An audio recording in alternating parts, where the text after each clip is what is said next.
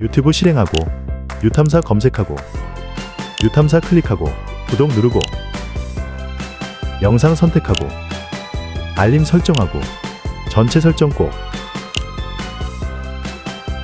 좋아요 누르기 하시면 유탐사가 널리 알려집니다.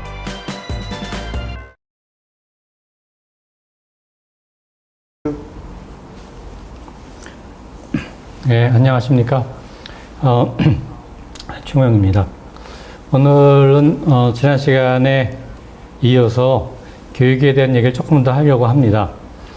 사실은 이제 원래 그 물리학 얘기, 그 과학 얘기를 쭉 하려고 하고, 교육은 사실은 이 전체 강연 시리즈의 가장 마지막에 하려고 생각하고 있었는데, 우리가 지난 그 대선이 이제 가까이 오면서 교육이 참 중요하다는 생각이 들어서 일단 좀 뒤에서 할 거를 조금 당겨서 앞에 하고 다시 원래로 돌아오려고 했는데, 하다 보니까 지금 특히 그 제가 선거 결과를 보고서 그 투표자의 반 가까이, 반 정도가 어떻게 그 내란 세력을 지지한다는 거에 대해서 상당히 충격을 받아서, 이건 분명히 교육의 문제와 직결됐다는 생각이 좀 들었습니다. 그래서 교육 얘기를 조금 더 미리 좀 먼저 하는 것이 좋을 것 같다는 생각이 들어서 교육 얘기를 조금 더 했는데, 하다 보니까 뭐 자꾸 이렇게 한이 없어져서 오늘도 조금 교육 얘기를 해서 가능하면 오늘 좀 마치고 원래로 좀 돌아갈까 합니다만, 모르겠습니다. 하여튼 해보는 데까지 생각을 해보겠습니다. 그리고 오늘은 조금 특별한 것이, 저희 강의를 직접 들으러 수강하시는 분들께서 직접 이 자리에 나와주셨습니다. 스튜디오에. 그래서 멀리까지 나와주셔서 일단 제가 환영하고 감사를 드립니다. 그래서 다음 시간도 아마 계속 이거를 희망하시는 분들한테 여는 것 같으니까, 혹시 관심 있으신 분은 신청을 하시면 아마 가능할 거라고 생각이 됩니다. 그러면 이제 일단 강의를 시작하겠습니다. 오늘 교육에 대해서 조금 더 얘기를 진행하려고 생각을 합니다. 그래서 보시면은 지난 시간에 잠깐 말씀을 드렸는데 조금 이제 잊어버리셨을 것 같아서 다시 한번 잠깐 강조를 하면은, 원래 교육의 목표가 무엇일까 생각을 해보면은, 여기 왼쪽을 이제 보시면은 먼저 우리가 인간과 사회와 자연에 대해서 적절하게 우리가 이해를 하고, 그 두 번째로 합리성, 어떤 비판적인 능력, 다시 말씀드리면 과학적 사고를 우리가 조금 갖추게 하고, 그리고 세 번째로는 성찰하는 능력, 그리고 책임의식, 특히 우리가 혼자 사는 게 아니죠. 당연히 우리 사회에서 같이 공동체를 이루면서 살기 때문에 어떤 공동체적인 가치, 이런 거 우리가 이제 배우게 되고, 네 번째로 우리가 살면서 아주 수많은 문제를 결국은 맞닥뜨리게 될 겁니다. 아주 다양한 종류의 문제를. 그런 문제들을 우리가 어떻게 해결할 것인가, 그런 능력을 조금 우리가 이제 배양을 해야 될 텐데, 그러기 위해서는 결국은 이제 우리가 어떤 틀에 박힌 뻔한 똑같은 문제가 아니고 새로운 문제가 자꾸 생겨나기 때문에 결국은 어떤 상상과 어떤 진보적인 정신이 필요하겠다. 그리고 마지막으로는 의미라든가, 우리 여러 가지 우리가 의미를 우리가 추구할 필요가 있는 거죠. 사실 사람이 왜 사람이 아닌 다른 짐승과 왜 다른가 하는 것은, 사람이라는 것은 의미를 추구하고 해석을 하고 소통을 하기 때문에 그것이 굉장히 중요한 우리가 한마디로 요약하면 문화라고 하는 거라고 할 수가 있겠습니다. 그것이 사람과 다른 짐승을 구분하는 가장 중요한 차이 중에 하나라고 생각이 됩니다. 거기 관련해서 예술적 소양, 이것이 문화의 굉장히 중요한 중심이 된다는 걸 다 아실 겁니다. 그런데 문제는 이것이 분명히 교육의 목표가 되어야 된다고 생각이 되는데, 현재 우리나라의 교육의 현실은 어떤가? 이제 이상은 이렇지만 현실은 상당히 다르다고 생각이 됩니다.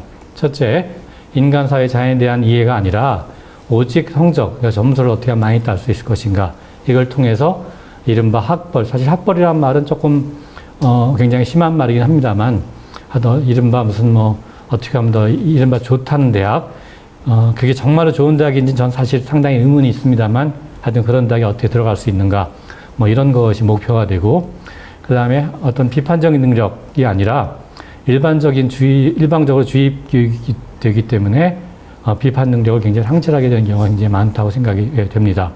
그리고 어떤 책임의식, 공동체적 가치가 아니라 무한 경쟁을 하게 되니까 이른바 만인에 대한 만인의 투쟁, 그 토마스 홉스라는 사람의 유명한 표현이죠. 뭐 그렇게 돼버리고, 그리고 문제를 해결한 능력을 위해서 상상력과 진보 정신이 아니라 뭐 그야말로 틀에 박힌 문제만 계속 푸는 훈련만 받다 보니까 모든 게 다 정형화돼서 새로운 생각할 수가 없고 결국은 보수화되는 그런 경향이 강하다고 생각이 됩니다. 그리고 마지막으로 의미를 뭐 추구하게 되면은 사실은 제가 보니까 이른바 대학 들어가기 굉장히 어려워질 겁니다. 우리나라에서 의미를 추구하게 되면 교육에서. 그래서 의미 추구를 억제하게 되고 뭐 당연히 해석과 소통이 결여되게 되는 거죠.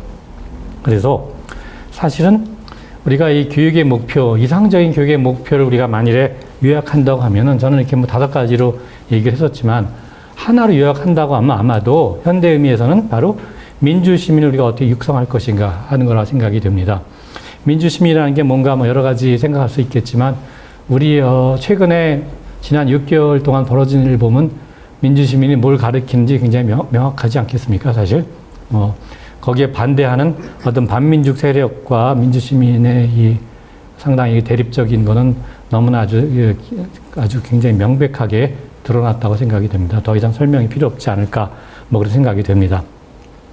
한편, 이 교육의 현실에서 봤었을 때 이러한 그 5가지 이런 요소를 갖고 교육을 하게 되면은 이건 결국은 서열화, 말하자면 줄을 쭉 세워서 줄을 왜 세우느냐. 줄을 세운 다음에 차별을 하겠다는 얘기죠. 예를 들어 뭐 1, 2, 3등 쭉 나가서 맨 끝에까지 차별을 하고, 이 차별한다는 것이 사실은 이제 그 계급화를 한다는 얘기가 되는 건데, 결국은 여기서 이제 그 신분과 계급의 차이를 잠깐 좀 말씀을 드리려고 합니다.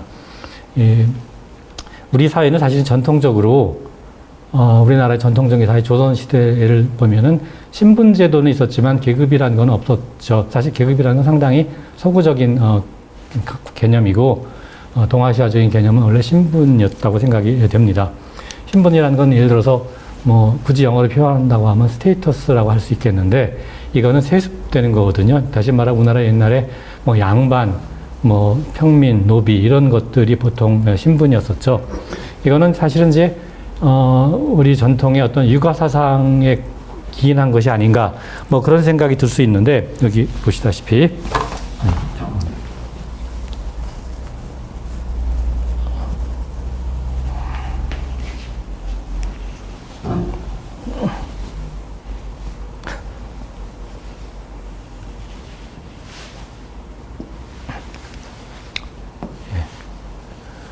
보시다시피 육아사상에서 나온 것이 아닌가 생각하기 쉬운데, 뭐 그렇습니다. 맞는데, 사실 여기서 육아사상이라는 것은 사실 성리학을 의미합니다. 이 조선시대, 우리나라에서 성리학인데, 성리학이라고 하는 거는, 원래 이제 육아사상의 원래 출현은 뭐 다 아시다시피 공자와 맹자일 텐데, 그건 굉장히 오래전이죠. 춘추 전국시대 얘기인데, 중국에서.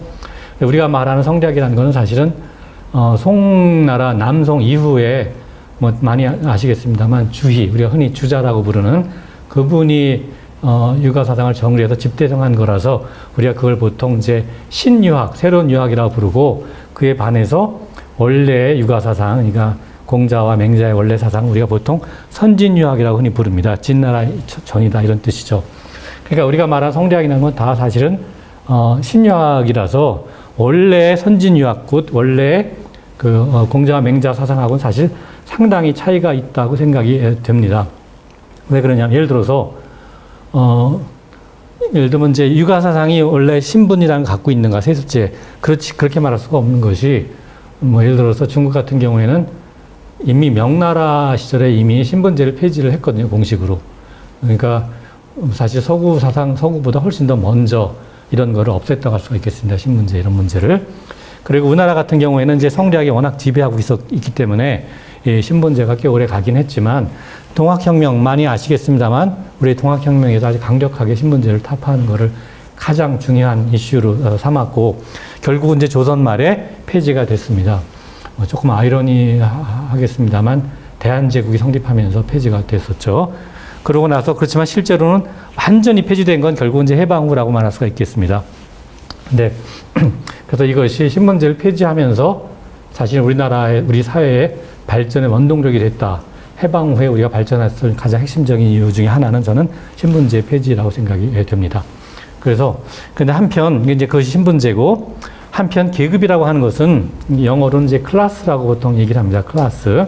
그래서 이거는 사회 경제적인 지위를 말하는 거고 뭐 세습 이런 게 일반적으로 아니고 그래서 이건 굉장히 서구 개념인데 그러니까 우리나라에서 생각하면은 신분제는 분명히 없어졌는데 대신에 이제 계급이라는 게 생겨나는 셈이죠. 말하자면 돈을 아주 많이 버는 사람들 또 아주 가난한 사람들이 나뉘게 되는 거죠. 이 계급이 말하자면. 그래서 뭐 이런 문제가 이제 생겨서 결국은 이렇게 되는 이유가 그중에 이제 출발은 여기 썼습니다만 이런 식의 교육을 하게 되니까 우리가 서열화, 차별 이걸 통해서 계급화가 되면서 이게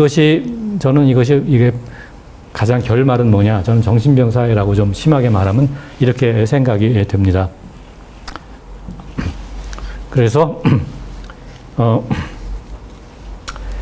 사실은 예를 들어 우리가 지금 저렇게 민주시민을 육성하게 되는 거에 저는 가장 좀 혹시 많이 아시겠습니다만 다시 한번 강조하고 싶은 게 바로 이 홍익인간하고 제세리화라고 하는 건데 대개 홍익인간은 많이 아시죠? 뭐 많이 들어보셨을 겁니다.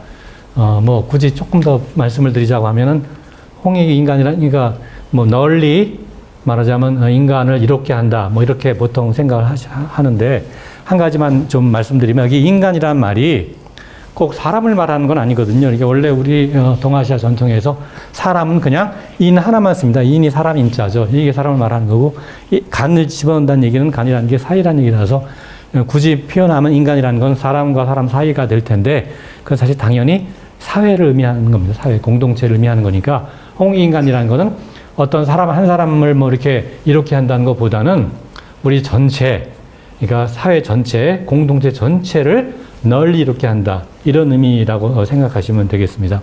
그리고 제세리화라는 건 사실 잘 이렇게 홍익인간은 굉장히 유명하지만 이것이 굉장히 우리의 사실 교육 이념의 전통의 교육 이념을 할 수 있겠습니다만 제세리화는 이제 잘 많이 이렇게 덜 알려진 것 같은데 이 제세리화도 좀 이렇게 굉장히 아주 중요한 뜻이니까 좀 아시면 좋을 것 같습니다. 혹시 모르셨던 분들은 이 한자 그대로 해석하면 제세라고 하는 건 이 세상에, 이 세상세에 이제 존재한다, 있다, 이런 얘기고, 리화라고 하는 거는, 여기 리라고 하는 거는 이제 이치란 뜻이죠. 그래서 사실은 뭐, 제 전공이 물리학입니다만, 물리가 말 사물의 이치, 그 리자죠. 그리고 뭐, 예를 들어 지리 하면 땅의 이치, 그 다음에 심리 하면은 마음의 이치, 뭐, 그래서 리치, 이런 뜻이고, 화라고 하는 거는 뭐, 굳이 이제 학문으로 표현하자면 화학할 때 화자입니다. 그러니까 뭔가 될 화니까, 리화라고 하는 거는 리가 되게 하겠다는 얘기인데 그건 다시 말하면 어떤 이성적인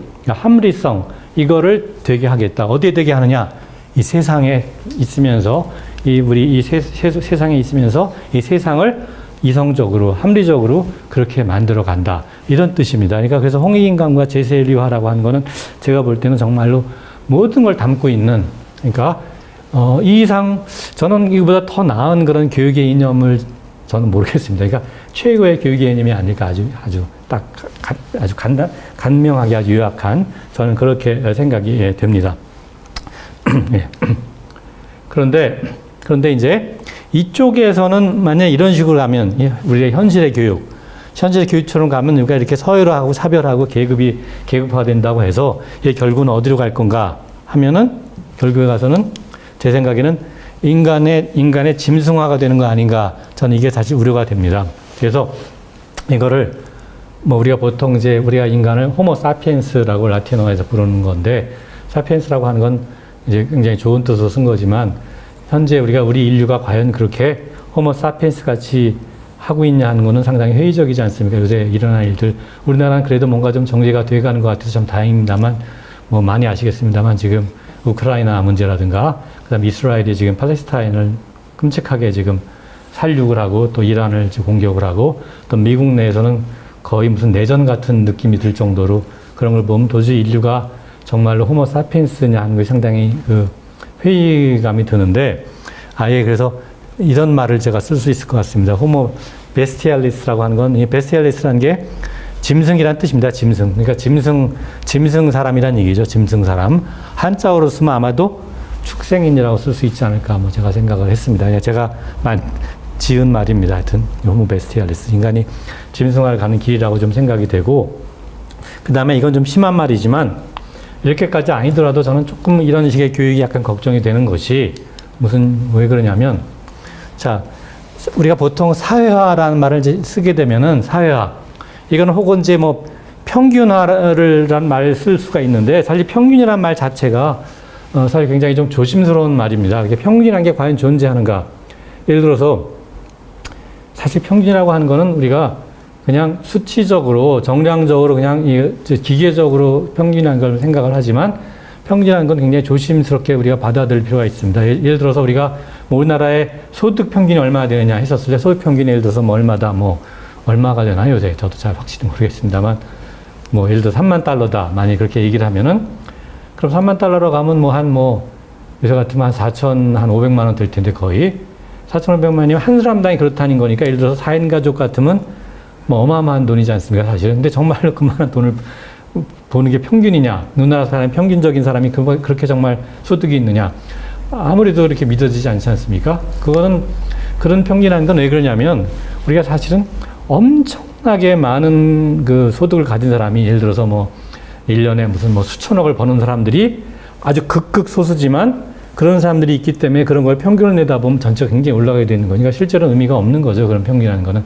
그래서 평균이라는 거는 우리가 혹시 통계를 조금 공부하셨던 분은 우리가 보통 말하는 정규 분포라고 말하는 가우스 분포라고 하는 정규 분포 같은 데서는 평균의 의미가 있지만 우리가 대부분 경우에는 정규 분포가 될 수가 없고 굉장히 다른 식의 모양이 좀 다른 그런 분포가 되는데 전문 용어로는 비스듬 분포라는 게 일반적으로 일어납니다. 스큐 디스트리뷰션이라고 하는 건데 그럴 땐 평균이라는 의미가 우리가 보통 생각하듯이 그런 의미가 있지 않다는 거. 굉장히 조심스럽게 우리가 평균을 생각해야 되는데 어쨌든 간에 우리가 뭔가 평균화한다고 하는 거는 그러니까 우리 사회에서 사람들을 볼 때 어떤 평균적인 인간을 만들어 가려고 노력을 하는 거죠. 사실 이런 교육이라는 게. 그래서 평균적인 인간이 아니게 되면 그거를 굉장히 어떻게 보면 억압을 하게 돼서 여기서 평균화라는 건 어떻게 보면 획일화가 된 거죠. 다 똑같은 걸 만들어라. 말하자면 판에 찍어내듯이 똑같은 사람들을 다 만들어라. 이런 식으로 아주 심하게 될 수가 있는 거죠.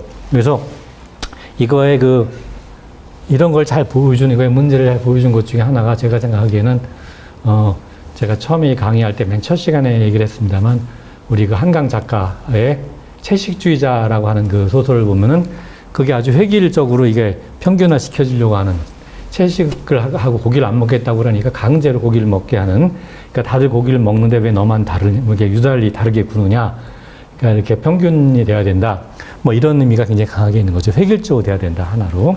그래서 이건 결국은 이걸 강조하게 되면 결국은 우리가 이걸 보통 조직인이라고 부릅니다. 그래서 호모 오르가니자티오니스라고 하는데 조직인이라고 하는 말은 무슨 뜻이냐면 어떠한 조직 내에서 좀 심하게 표현하면은 그냥 부품으로 그냥 존재하는 사람을 말하는 거죠. 뭐 나사한 게 이런 의미로. 그래서 어떤 자율성이라든가 창의성이 굉장히 억제되고 순전히 그냥 조직 안에 그냥 일부로서 부품으로서만 그런 기능밖에 할 수가 없는 그런 사람을 만들어가는 것이 바로 이런 교육이다라고 하는 전 생각이 됩니다. 그래서 제가 이제 생각하는 거는 우리가 조금 이제 우리 현실이 이런 건데 우리가 조금 이 상황을 다시 생각해서 교육을 좀 바꿔가야 되겠다 하는 것이 제가 그동안 교육을 하면서 꽤 오랫동안 교육을 하면서 아주 굉장히 강하게 느낀 거라서 그래서 이 교육 문제를 사실은 제 강의의 맨 마지막에 좀 강조하려고 했는데 지금 미리 좀 앞당겨서 좀 말씀을 드리겠습니다. 그래서 만약 제대로 한다고 하면은 우리가 이런 조금 이상적인 교육을 많이 한다고 생각한다고 하면은 결국에 가서는 우리가 뭔가 이렇게 한자어로 쓰면 어떤 집단지성, 우리말로 쓰면 떼슬기론, 떼가 집단이라는 뜻이고 슬기 혹은 슬기론 뭐 이래서 떼슬기. 그래서 이거를 우리가 이런 것들을 우리가 떠오르게 이렇게 만든다는 의미에서 이거를 저는 호모 에메르겐스라고 그냥 이름을 붙였습니다. 이게 우리말로 하면 떠오름 사람 혹은 한자로 표현하면 창발인 정도가 되겠죠. 창발인. 하여튼 뭐 뒤에 가서 다시 한번 자세히 말씀드리겠습니다. 그래서 근데 이제 이쪽으로 현재 우리나라 교육의 현실까지 이렇게 가게 되면 결국은 이것이 어디로 갈 것인가. 우리 사회에서 좀 보여지는 게 바로 이거라고 생각이 듭니다. 뭐냐면 상당히 이 떼슬기로움과 정반대가 돼서 어떤 떼 어리석음 좀 심하게 표현하면 뭐 한자어로 쓰면 집단 우민이라고 말할 수가 있겠죠. 때 어리석음. 그래서 이거를 제가 이제 호모 인시피언스 제가 만든 말이 아니라 이건 굉장히 유명한 말입니다. 그러니까 호모 사피엔스는 우리가 보통 이렇게 쓰죠. 호모 이렇게 쓰나요? 죄송합니다. 이렇게 안 되나? 안 되나? 지우개를 주시면 네. 네. 예, 하여튼 뭐, 예. 호모 사피엔스가 쓰는데, 이 호모 사피엔스에 좀 반대되는, 대립되는 의미로 인시피언스니까 이거는 어리석은 사람, 뭐 그런 뜻으로 쓰는 겁니다. 어리석은 사람이니까. 뭐, 이런 걸 말하는 거죠, 어리석은 사람. 근데 제가 이제 여기서 강조하고 싶은 것은 왜 이렇게 어리석은 사람들이 되느냐 하는 것이 핵심이 바로 이런 문제가 굉장히 중요합니다. 이거 어떤, 죄송합니다. 제가 실수했구나. 꼭 잘못하네. 어떤 정서적 전염이라고 하는 건데, 그러니까 어떤 집단화, 이렇게 집단화가 되느냐가 정서적 전염이라고 하는데, 이거는 정서적 전염을 주는 가장 요새 중요한 그런 매체가 사실은 인터넷입니다. 인터넷, 특히 이제 유튜브들 같은 거, 특히 쇼츠 같은 거, 그 다음에 뭐 사회 그물을 우리가 SNS라고 말하죠. 소셜 네트워크 서비스라고 하는 거라서 제가 이제 우리말로 그냥 사회 그물을기라고 번역을 해봤습니다.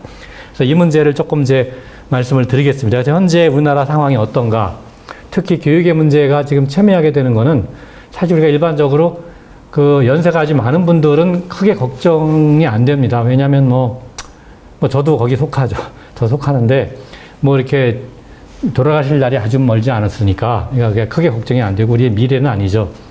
저도 포함해서. 그렇지만 젊은 세대는 정말 그것이 우리 사회의 미래를 말해주는데, 젊은 사회가 지금 어떻게 가고 있는가, 교육을 받아서 어떻게 하고 있는가, 이거를 좀 우리가 좀 잘 조심할 필요가 있다고 생각이 됩니다. 그래서 그걸 잠깐 한번 이제 말씀을 드리면, 현재 이거는 이제 여기다 썼습니다만 연세대학교하고 그다음에 한국 리서치에서 같이 이렇게 조사를 한 겁니다. 바로 올해 지난 3월에 전국에 그 한 1000명 정도 조사를 한 건데, 그래서 뭘 한 거냐면 여기 보시다시피 우리나라 사회의 극우라고 하는 것이 지금 어떤 상황인가라는 거를 이제 본 겁니다. 아마 혹시 뭐 보도를 보신 분도 계실 것 같습니다만, 거기서 우리가 극과 우라고 하는 거가 어떤 의미인가 하는 거는 여기에 이분들이 이걸 이제 조사하면서 어떻게 그걸 기준을 정했냐면, 여기 썼습니다만 어떤 권위주의, 그 다음에 급진주의, 그 다음에 반대 엘리트주의 세 가지를 다 만족하는 것을 극이라고 표현했습니다. 극이라고 하는 건 심하다 이런 뜻이죠.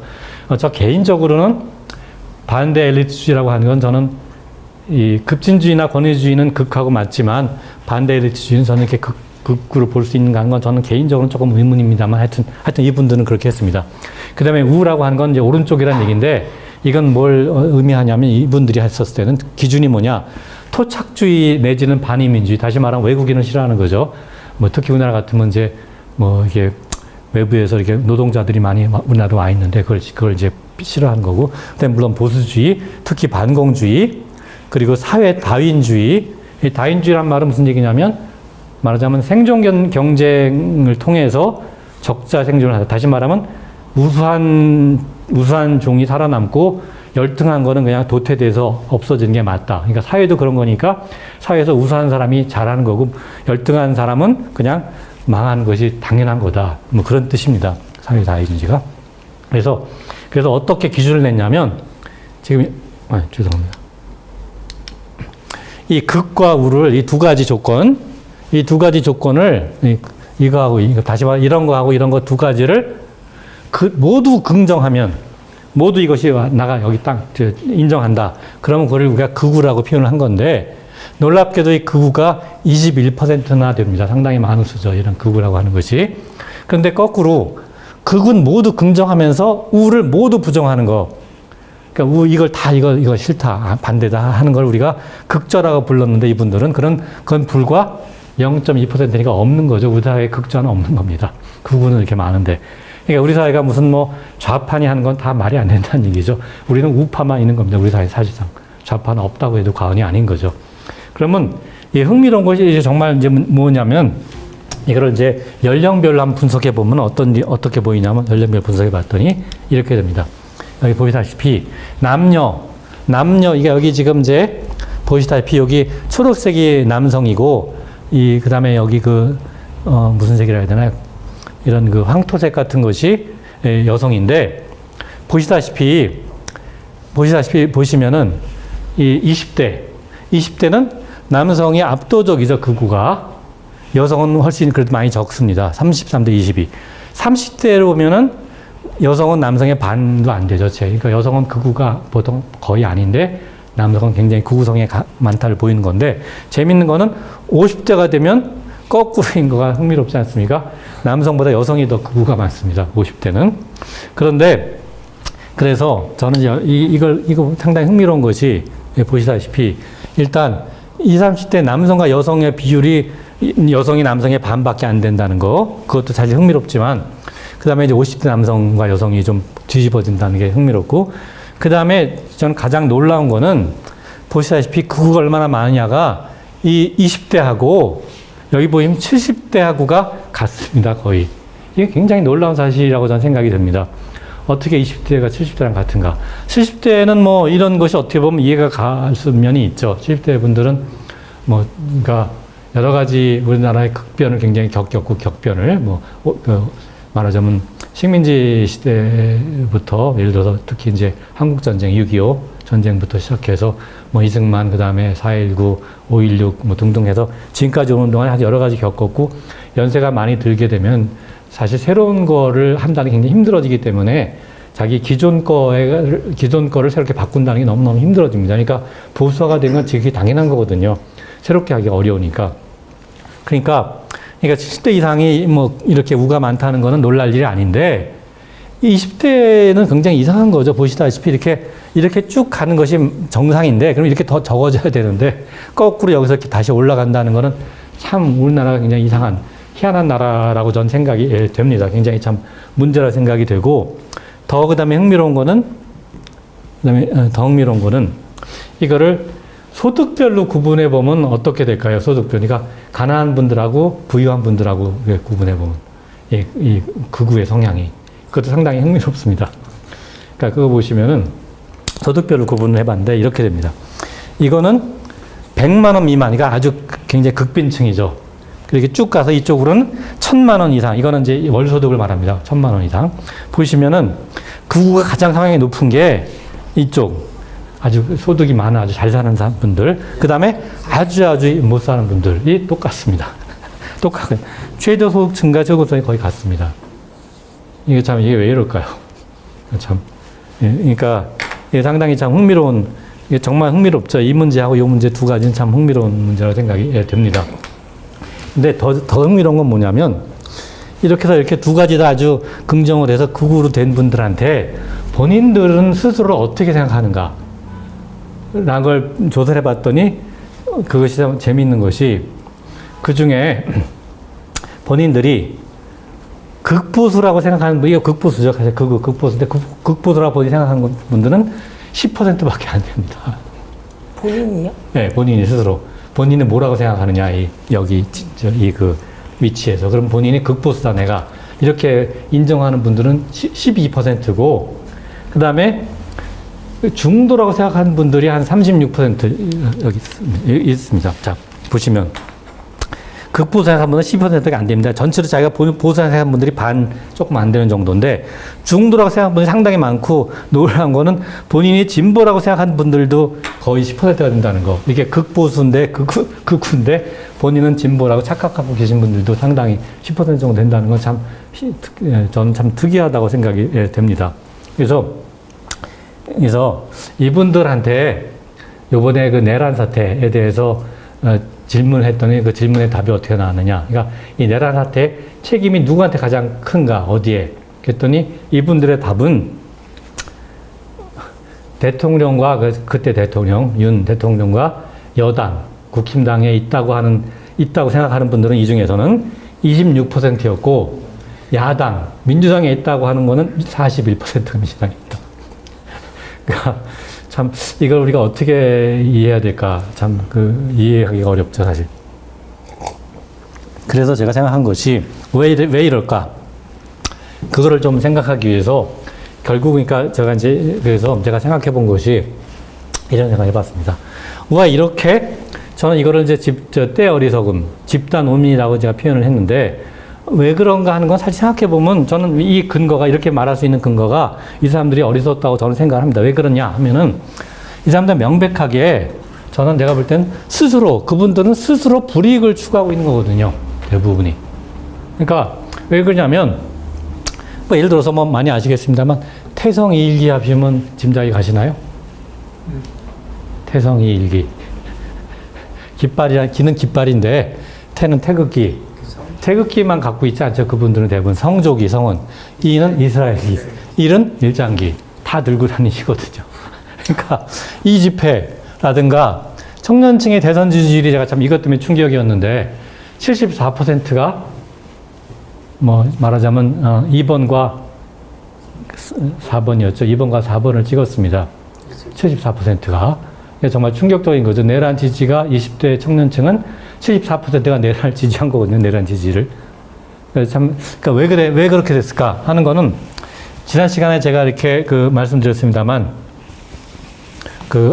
이것이 왜 이게 잘못이냐 하는 거는 이익의 면에서는 예를 들어 지난 시간에 말씀드렸습니다만 우리가 챗GPT한테 물어봤더니 이거는 압도적으로 1번이 유리하다. 스스로 그 계층한테 1번이 훨씬 더 이익이다라고 챗GPT 답을 모범답을 해줬는데 그 답을 어기고 스스로 불이익을 추구했다고 볼 수밖에 없는 거죠, 사실. 그러니까 그런 면에서 뭔가 좀 어리석다고 저는 그렇게 생각을 합니다. 그 근거라고 하는 거는. 자, 그래서 그러면 왜 이렇게 됐을까? 이분들이 왜 이럴까 하는 것을 제가 이제 생각해 본 것이 몇 가지 생각할 수 있겠습니다만 그 중에 하나가 특히 저는 이제 젊은 층, 나이 드신 분들은 뭐 크게 문제가 안 되고 젊은 층 얘기인데 청년층. 저는 핵심이란 것이 뭐냐면 일단은 첫째는 소통의 문제라고 생각이 됩니다. 소통이라고 하는 건 사실은 이제 물리학의 관점에서는 상호작용을 말합니다. 상호작용. 그래서 소통이 서로 소통하는 것이 없다는 뜻인데 서로 소통이 없어서 요새 청년층들 보면은 저도 가르치면서 학생들 보면은 오래전하고 참 달라진 것이 학생들끼리 이렇게 서로 어울리는 게 굉장히 적어졌다는 거. 그래서 자기만의 세계를 구축하게 되는 아마도 인터넷을 통해서 그렇게 된다는 것이 굉장히 강하게 느껴집니다. 그래서 이걸 통해서 보시다시피 좀 이게 잘못 나가다 보면 결국 소외되고 굉장히 개별화가 되길 수밖에 없는 거죠. 그래서 공동체 의식이 없어지게 됩니다. 공동체 의식이라는 건 사실은 전체 집단 전체가 같이 만들어 나가야 되는 건데 혼자 할 수 있는 게 아니라 그것이 없어지는 게 당연한 거죠, 사실은. 그래서 이렇게 되면은 이것이 사실은 이제 공동체가 없다는 거는 다 개별화되니까 구성원 하나하나가 다 제멋대로 따로따로 논다는 뜻입니다. 그걸 우리가 보통 뭐라고 표현하냐면 마구잡이라는 표현합니다. 마구잡이라는 건 영어로는 랜덤이라고 하는 말에 우리가 번역을 한 겁니다. 이렇게 랜덤이란 말.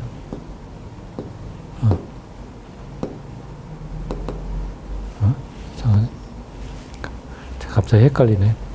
예. 참 이상하네.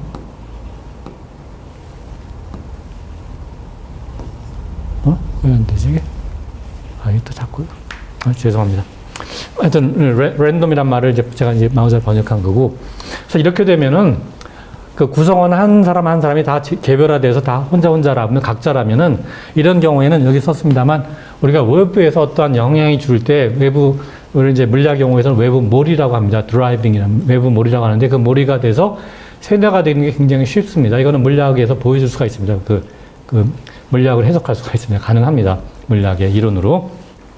그러니까 세뇌라는 거를 이제 뭐 그루밍이라든가 영어로 혹은 게스라이팅 뭐 이런 표현을 쓰는데 그래서 이거를 여기 영어로 쓴 것이 조금 이제 전문 얘기긴 합니다만 스판테이너스 브레이킹이냐 아니면 인디스 브레이킹이냐는 것은 스판테이너스 하는 거는 말하자면 공동체 의식이 있었을 때는 그 구성원끼리 서로 상호작용하고 서로 소통을 해서 저절로 외부하고 무관하게 외부에서 아무리 이상한 게 있어도 무관하게 스스로 어떤 이게 새로운 걸 만들어낼 수가 있습니다. 우리가 그걸 이제 떠오름이라 표현하겠는데 그거 말고 한 사람 구성원이 다 제각각 따로따로 개별화되어 있다고 하면은 그런 것도 일어날 수가 없고 다만 외부에서 또 외부에서 뭔가 우리가 선전을 하고 무슨 뭐 흑색 선전을 하게 되면 그거에서 어떤 하나의 상태를 이렇게 집단적으로 몰아가질 수가 있는 거죠. 우리가 이른바 획일화가 될 수가 있습니다. 획일화가 굉장히 쉽죠. 그래서 이러한 그 세뇌하는 거 굉장히 유명한 것이 하나가 이런 말이 있습니다.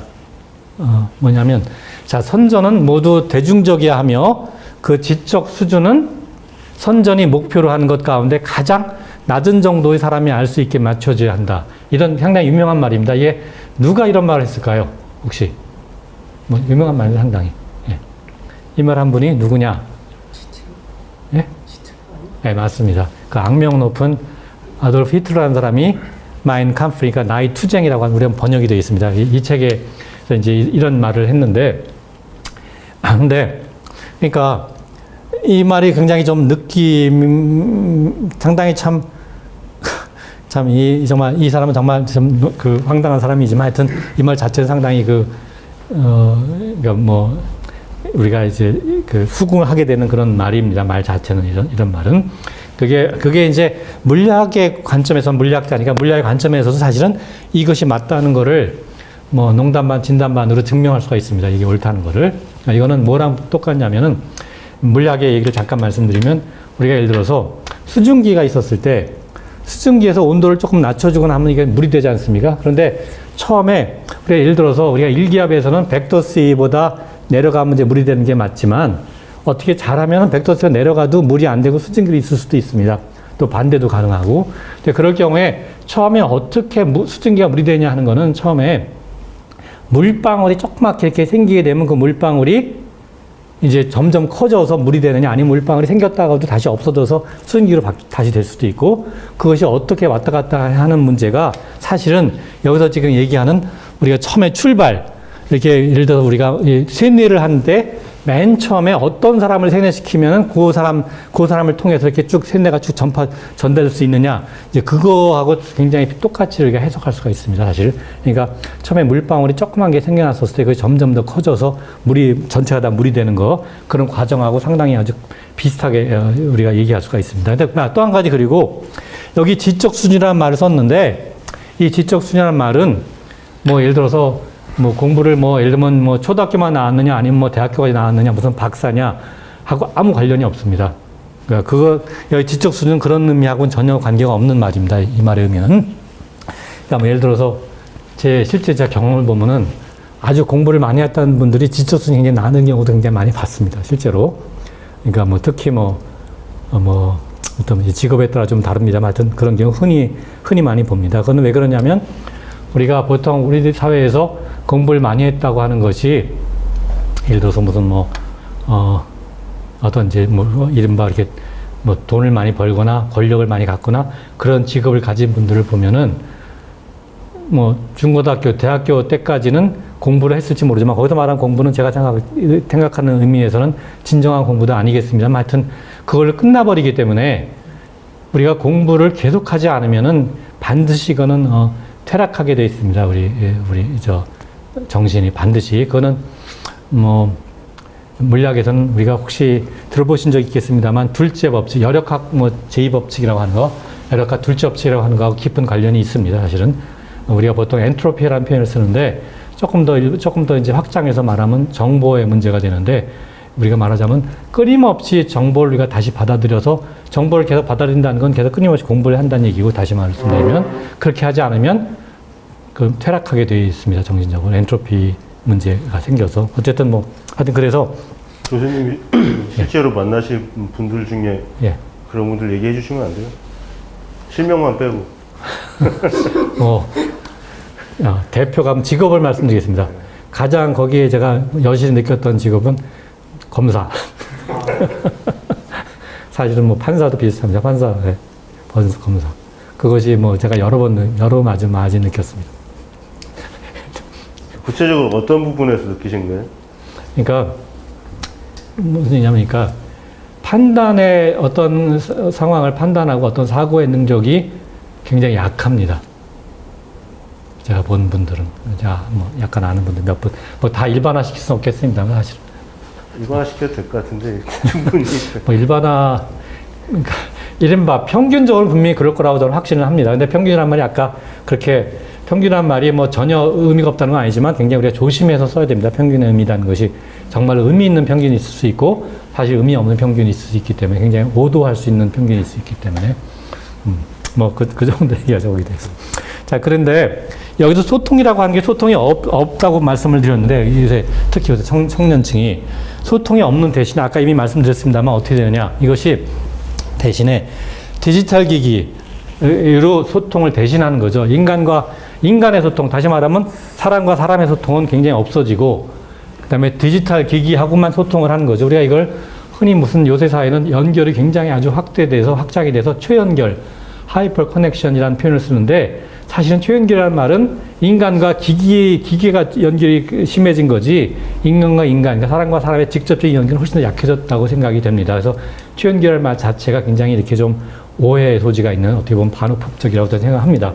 자, 그런데 그러면 한편 외부몰이라는 것이 뭐가 될까 하는 거는 아까 이미 말씀드렸습니다만 외부몰이라고 하는 것이 이것이 핵심이 바로 사회 그물을게 SNS랑 그다음에 유튜브들이 핵심이 되는데 그러니까 이것이 어떤 걸로 되냐 하는 건 제가 보기에는 우리가 흔히 요새 청년층을 우리가 굉장히 중요하게 생각하는 그런 외부몰이가 뭐냐면 이른바 공정과 상식이라는 거, 그리고 여성주의 반대하는 거, 페미니즘 반대와 그다음에 공정과 상식이라는 표현인 것 같습니다. 제가 보기에 이거 굉장히 중요한 이슈라고 생각이 되는데 사실은 이 문제가 그 공정이라는 게 과연 뭔가 하는 거는 제가 정말로 좀 우리가 너무나 특히 좀 잘못 이해하고 있는 그 젊은 세대들이 아마 청년분들이 잘못 이해하고 있는 게 굉장히 많다는 생각이 듭니다. 공정 의미가. 왜냐하면 그렇게 교육을 받아서일 텐데 아까 말씀드렸듯이 우리가 서열화를 쭉 시키고 1등부터 뭐 이렇게 쫙 나눠 서열화 시킨 다음에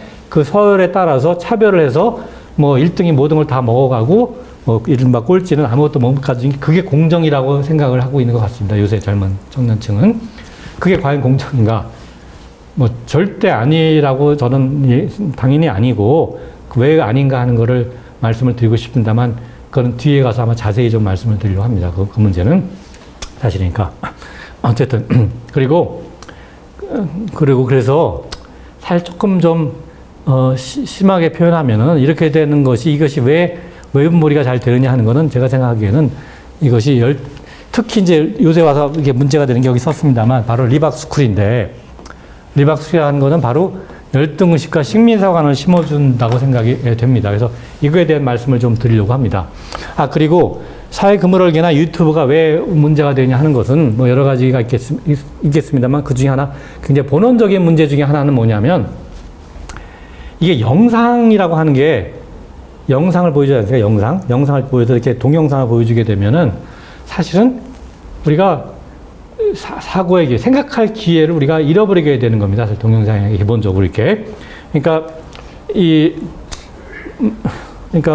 우리가 보통 우리가 이렇게 글을 써갖고 글을 보게 되면은 이 글을 보면서 우리가 이걸 다시 받아들이면서 우리가 해석을 하면서 우리 내에서 논리적인 체계를 만들어가야 되는 건데 동영상은 그럴 기회가 없죠. 그냥 동영상을 쭉 보니까 우리가 마치 영화를 보듯이 쭉 지나가니까 우리가 생각할 기회를 박탈당하게 됩니다. 사실 동영상이라는 게. 그래서 사실 상당히 이렇게 좀, 이 문제가 있는데, 게다가 특히 유튜브는 요새 와서 보면은 우리가 어떤 하나의 그 경향을 보게 되면 계속 그런 경향이 계속 따라붙는다는 거 다 아시지 않습니까? 계속 그것들만 추천을 받으니까.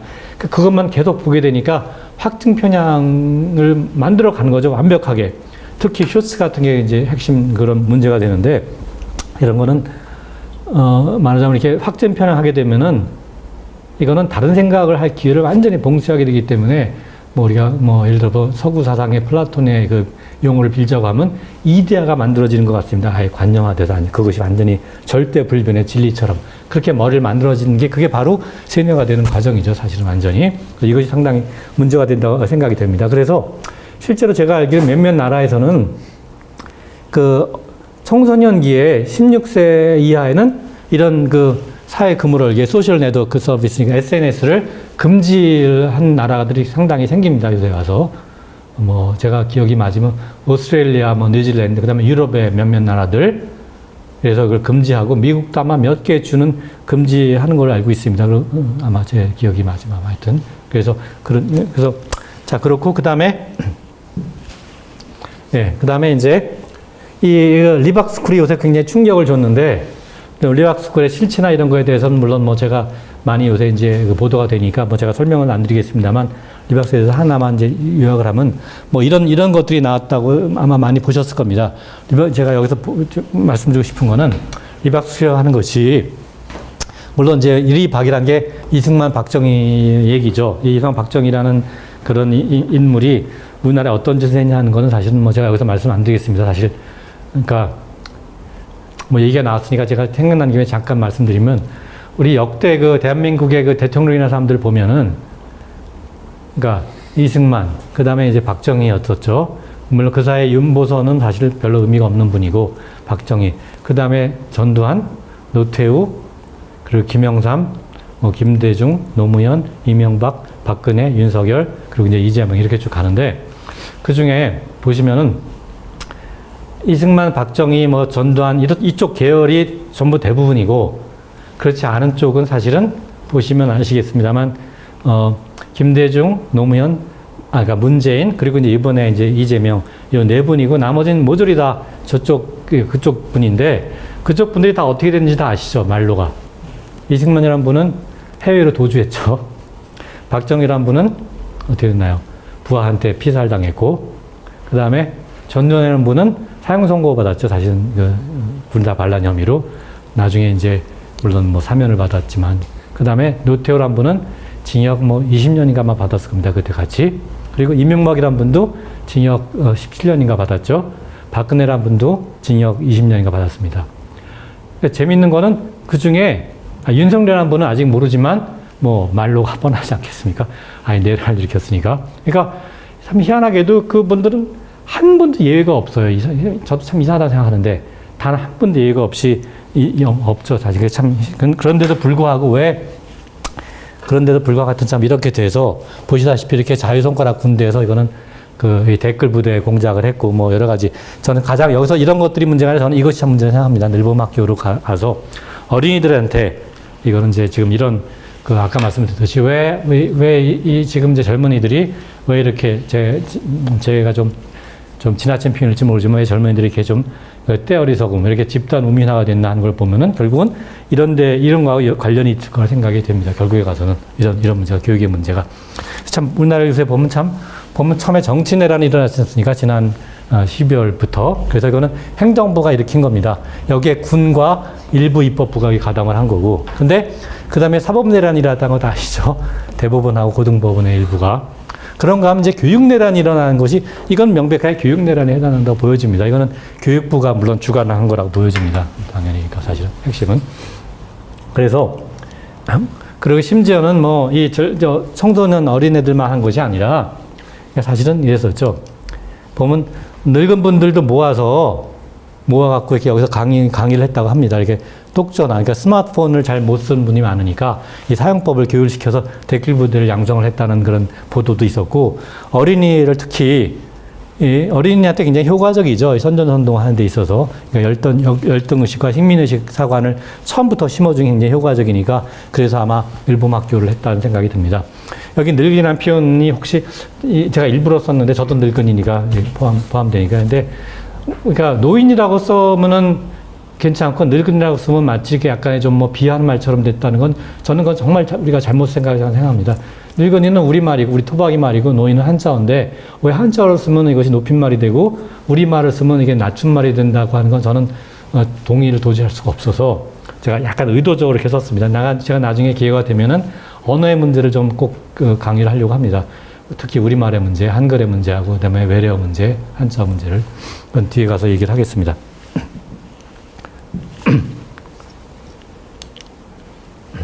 자, 그래서 특히 이제 요새 보니까 이것이 국정원 간부 전직이긴 합니다만, 그리고 일본의 극우 세력과 연계가 되어 있다는 또 그런 보도도 있어서 제가 참 걱정이 되는 이거는. 그래서 왜 이것이 식민사관, 우리 민족은 열등하다. 이걸 왜 자꾸 심어주는지 정말 참 너무나 놀랍지 않습니까? 정말 이건 참. 그래서 그 이유가 가만히 보면 일본의 그 세력이 여기에 들어와 있다는 건 느낌이 좀 듭니다. 그래서 아마도 요새 많이 말하는 토착외교의 문제랑 연결된 거 아닌가 그런 의심을 가지게 됩니다.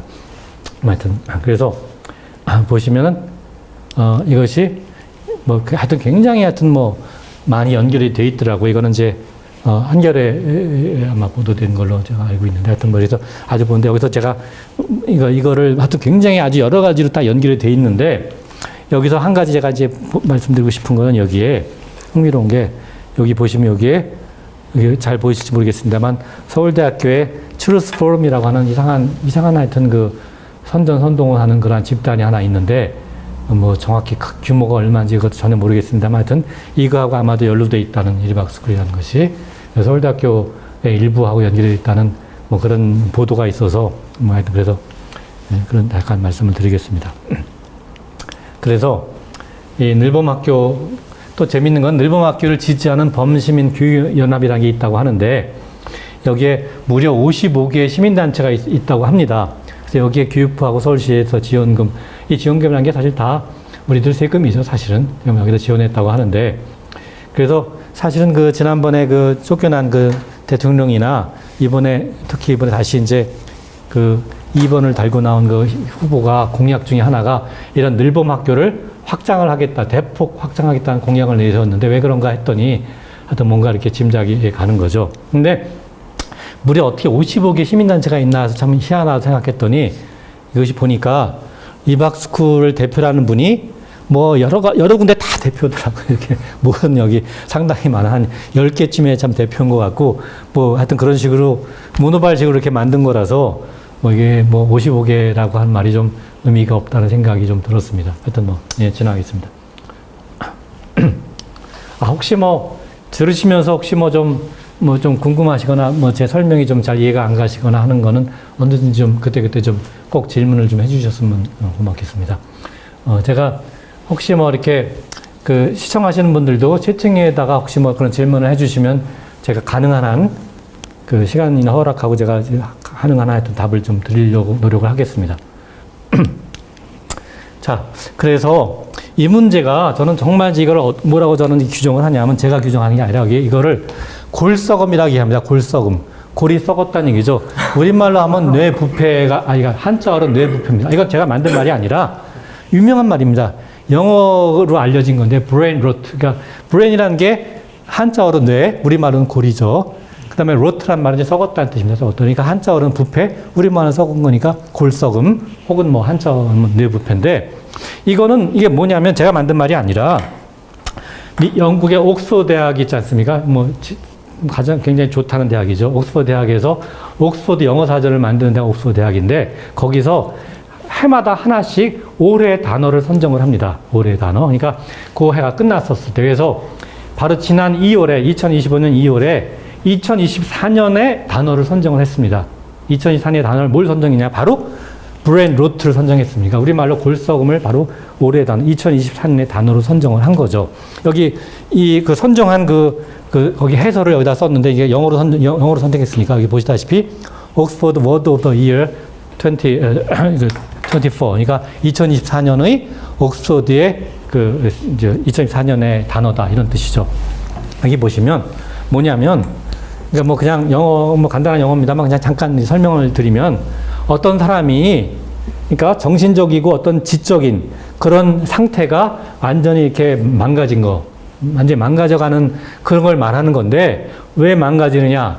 가장 그 이유가 뭐냐면 다시 말하면 온라인, 그러니까 디지털 기기를 너무 많이 썼기 때문에 망가졌다는 뜻입니다. 그리고 근데 그 어떤 디지털 기기냐 하는 거는 디지털 기기의 내용인데 온라인의 내용들 어떤 내용이냐면 너무 뻔하고 그다음에 그냥 일률적이고 아무런 도전의 그런 것이 없는 그 의식의 어떤 도전이 필요 없는 그냥 너무나 뻔하고 똑같은 얘기를 계속 반복하다 보게 되면 그러면 이 골이 썩게 된다. 이렇게 지적을 한 겁니다. 옥스퍼드에서. 그래서 이걸 제가 이제 약간 물리학 의미를 조금 넣어서 다시 말을 바꿔서 집어넣으면 이런 말인 거죠. 정보 교류를 못하면, 정보 교류라는 게 소통인데, 사실은 소통이라는 게 정보의 교류인데, 정보 교류를 못하면은, 그러면, 복잡성이라는 거는 사실 제가 이제 복잡계에 대해서 오래전에 조금 강의를 했는데, 혹시 다 많이 잊어버리셨겠습니다만, 혹시 기억을 하시면, 복잡성이라는 게 생명의 가장 중요한 핵심적인 이 조건인데, 복잡성이 훼손하게 됩니다. 복잡성이 없어지게 되니까 복잡이 없어지게 돼서 이른바 복잡성의 반대라는 게 결국 단순화가 된다는 얘기고 단순화가 된다는 건 뭐냐?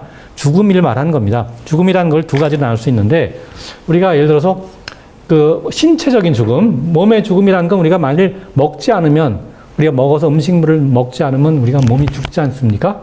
근데 그건 이제 몸의 죽음, 생물학적인 죽음이고 그 다음에 또 하나는 이렇게 보시다시피 공부를 안 하면, 그러니까 정보교류를 안 하면, 소통을 안 해서 공부를 안 하면, 그러면 정신적으로 죽게 되는 건데, 두 개의 죽음이라는 게 그렇게 다르지 않은 겁니다. 사실은 두 가지 다 정보가 핵심적인 문제거든요. 우리가 음식을 먹는다는 거는 우리가 보통 이제 에너지의 문제지만, 에너지라고 하는 거는 뭐 얘기가 좀 너무 전문적인 얘기가 가끔 나와서 죄송합니다만 에너지라는 건 언제나 보존되는 거니까 우리가 음식을 먹으면 에너지를 빼먹는 건 아닙니다. 에너지 결국 다시 나가는 거고 거기서 사실은 중요한 건 정보를 빼야 된다고 할 수 있는 거거든요. 그래서 엔트로피를 항상 낮춰주는 건데 높은 정보 상태를 유지해줘야지 우리가 생물학적으로도 우리 몸도 살 수 있는 거고 정신적으로도 살 수 있는 거거든요. 이게 몸과 마음이 몸의 삶이냐 마음의 삶이란 게 사실은 둘이 완전히 별개 있게 아닌 겁니다. 그래서 우리가 음식을 계속 먹어야 살 수 있듯이 공부를 계속해야 즉 정보 교류를 계속해야 소통을 계속해야 우리가 또 살 수가 있는 거죠. 그걸 안 하면 어떻게 되냐? 바로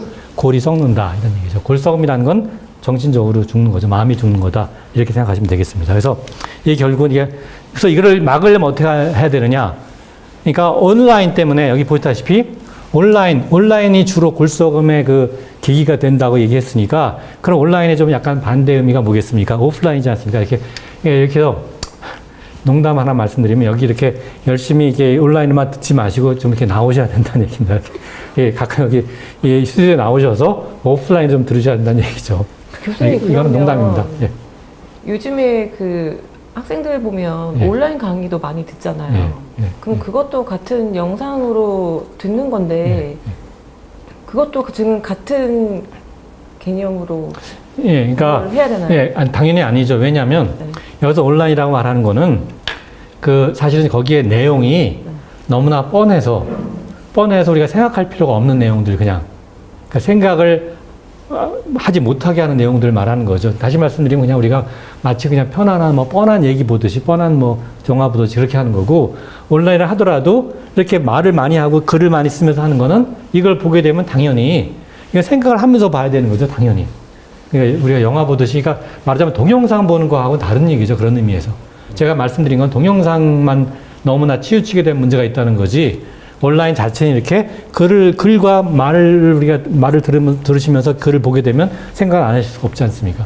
그러니까 그거는 다 다른 얘기입니다. 골썩음은 가지 않죠. 유탄산은 봐도 된다 이 얘기. 네, 맞습니다. 그런 뜻입니다. 그러면 지금 그 학교에서 네. 그 수업하는 방식이 네. 저희 어릴 때랑 또 다르거든요. 네, 네. 요즘에는 그 스마트폰 뭐 이런 거 활용해서 그 교육하는 분이 교재나 이런 것들이 다 전자식이 상당히 많거든요. 예.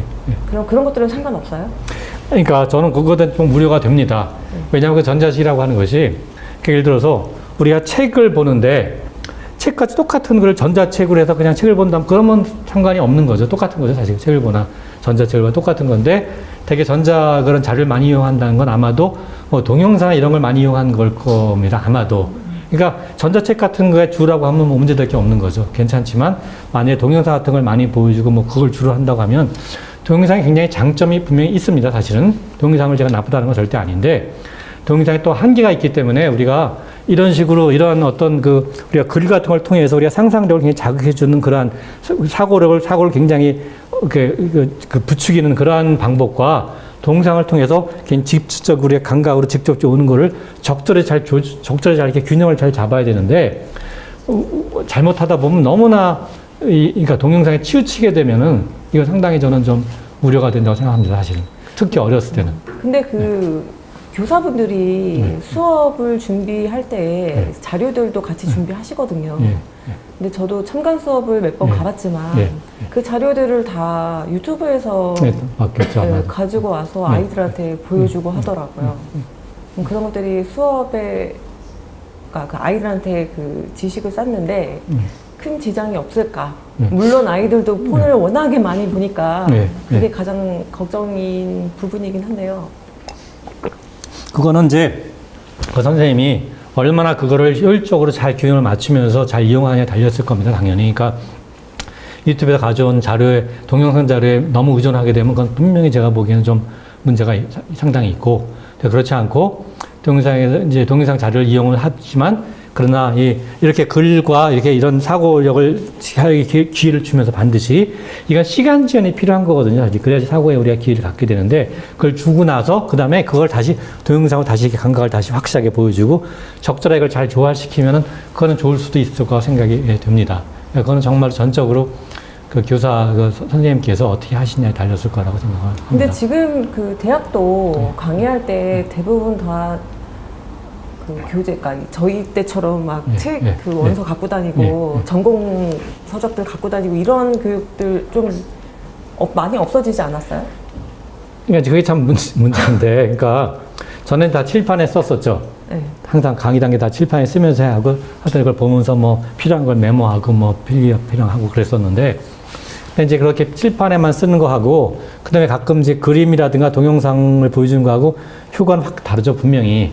그런데 문제는 이제 그렇게 해서, 만약 동영상, 뭐 영상, 그림, 이런 것만 딱 보여주는 걸 끝내버리면은, 이거는 그러니까 사고를 바꾸질 못합니다. 그러니까 사고의 저장도 안 되고, 사고 능력을 오히려 퇴화시킬 가능성이 있기 때문에, 그렇게만 하는 것도 잘 문제가 있거든요. 특히 이제, 우리가 어떤 내용에 따라 다르죠. 어떤 내용 같은 거는 뭐 동영상에 적합한 내용은 당연히 있겠지만, 뭐 예를 들어서 뭐 좀 이렇게 깊이 있는 생각을 해야 되는 그런 내용 같은 건 당연히 동영상으로 할 수가 없는 거거든요, 사실. 근데 그런데도 요새 이 추세가 이렇게 칠판에 쓰는 건 굉장히 뭔가 원시적이고, 이건 이른바 보수적인 그런 게 되고, 이런 아주 화려하게 이렇게 막 칼라 아주 이렇게 총전색으로 치장한 그런 영상을 보여줘야지 이게 잘하는 것처럼 뭐 그렇게 약간 인식이 되는 경향이 있는 것도 사실입니다, 사실은. 근데 저는 그거는 굉장히 좀 조심해야 된다고 저는 생각합니다. 특히 대학 교육에서는. 그리고 이제 그런 좀 깊이 있는 내용을 하려고 하면.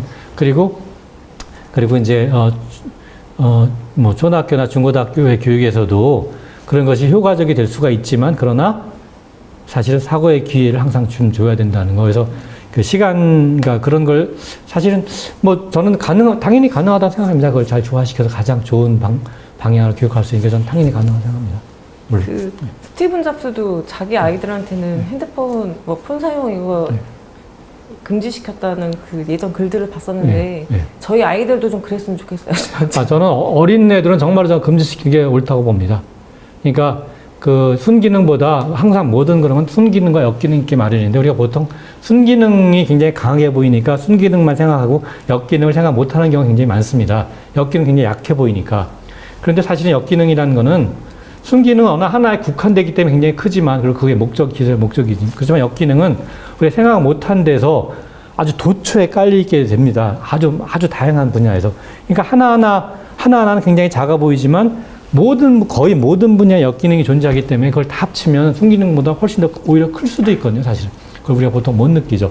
그러니까 저 스마트폰 같은 경우에는 이거를 잘 알고 잘 사용을 잘하면 굉장히 도움이 되는 거지만, 너무 어린 애들은 스마트폰에 처음부터 익숙해지게 되면 당연히, 그러니까 예를 들어 뭐 비유하자면 이럴지 모르죠. 어른 같으면 스마트폰이 뭐 있으면 굉장히 편하게 쓰지만, 없으면 좀 불편하겠지만, 없어도 뭐 삶은 살 수 있지 않습니까? 예를 들어서. 근데 어렸을 때부터 스마트폰이 완전히 익숙해서 길들여지게 되면 아마 스마트폰이 없으면 삶이 안 될 겁니다. 삶의 유지가. 그거는 굉장히 문제가 되는 거거든요. 그리고 그거는 오히려 상당히 여러 가지 의미에서 어떤 우리가 개념적 사고라든가 어떤 그런 상상이라는 거, 어떤 추상적인 역량, 창의성 이런 거를 도움이 안 될 가능성이 훨씬 큽니다. 스마트폰 같은 걸 쓰는 게. 그런 거는 어렸을 때는 전 좀 금지하는 게 저는 오히려 낫다고 생각합니다. 예를 들면 한 초등학교 정도까지는 적어도. 개인적으로 그렇게 합니다. 그러니까 지금 댓글 주신 분 한 분이 엄마 사랑 꼬마 라는 분이신데, 경험에서 지혜를 배웁니다. 전 이 말이 상당히 지금 와닿아요.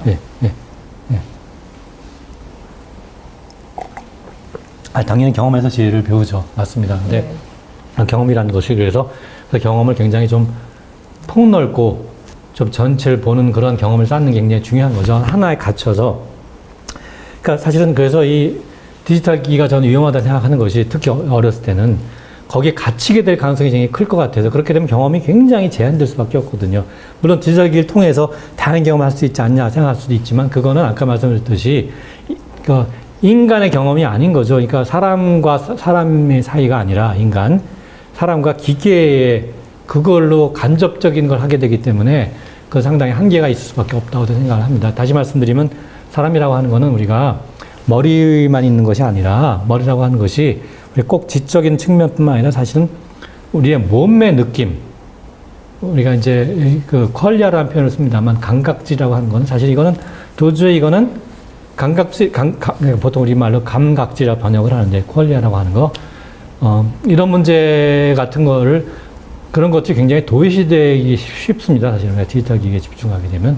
그런 문제, 그런 것들, 조금 더 하여튼 그런 거 다 포함해서 좀 전체 사람의 전체를 좀 생각할 필요가 있다는 뜻이죠. 사람을 너무나 우리가 비유적인 표현으로 너무나 이렇게 계속 증류하다 보면, 다시 말씀드리면 우리가 유명한 비유가 있더라고요. 우리가 포도주를 쭉 증류하면 뭐가 되는지 아시죠? 포도주를 다 증류하면 포도주, 그럼 뭐가 되냐면 위스키가 됩니다. 죄송합니다. 꼬냑이 됩니다. 꼬냑, 브랜디가 됩니다. 브랜디가 사실 위스키를 증류한 건데, 물론 브랜디도 좋긴 합니다만, 그렇지만, 그러니까 포도주를 증류한 건데, 그렇지만 포도주에는, 그러니까 증류했다는 거는 대부분 빼버리고 그리고 알코올을 굉장히 높인 거거든요. 포도주 같으면 알코올 도수가 뭐 한 12%, 많으면 한 14% 정도지만, 우리가 브랜디, 꼬냑 같은 걸 만들게 되면 알코올 도수가 한 40도 정도가 됩니다. 40도 이상이. 그러니까 알코올이 엄청나게 높아지는데, 근데 대신에, 그러니까 이거 포도주에 이만큼 하고, 예를 들어서 이 브랜디 이만큼 보면은, 브랜디 이만큼은 거기에 거의 반이 알코올이지만, 포도주만큼은 알코올이 한 12%고 나머지는 다 풍부하게 다른 것들이 많은 거거든요. 그리고 그게 굉장히 포도주 여러 가지 아주 우리가 느끼는 포도주 예찬하는 것 같지만 그건 아니고.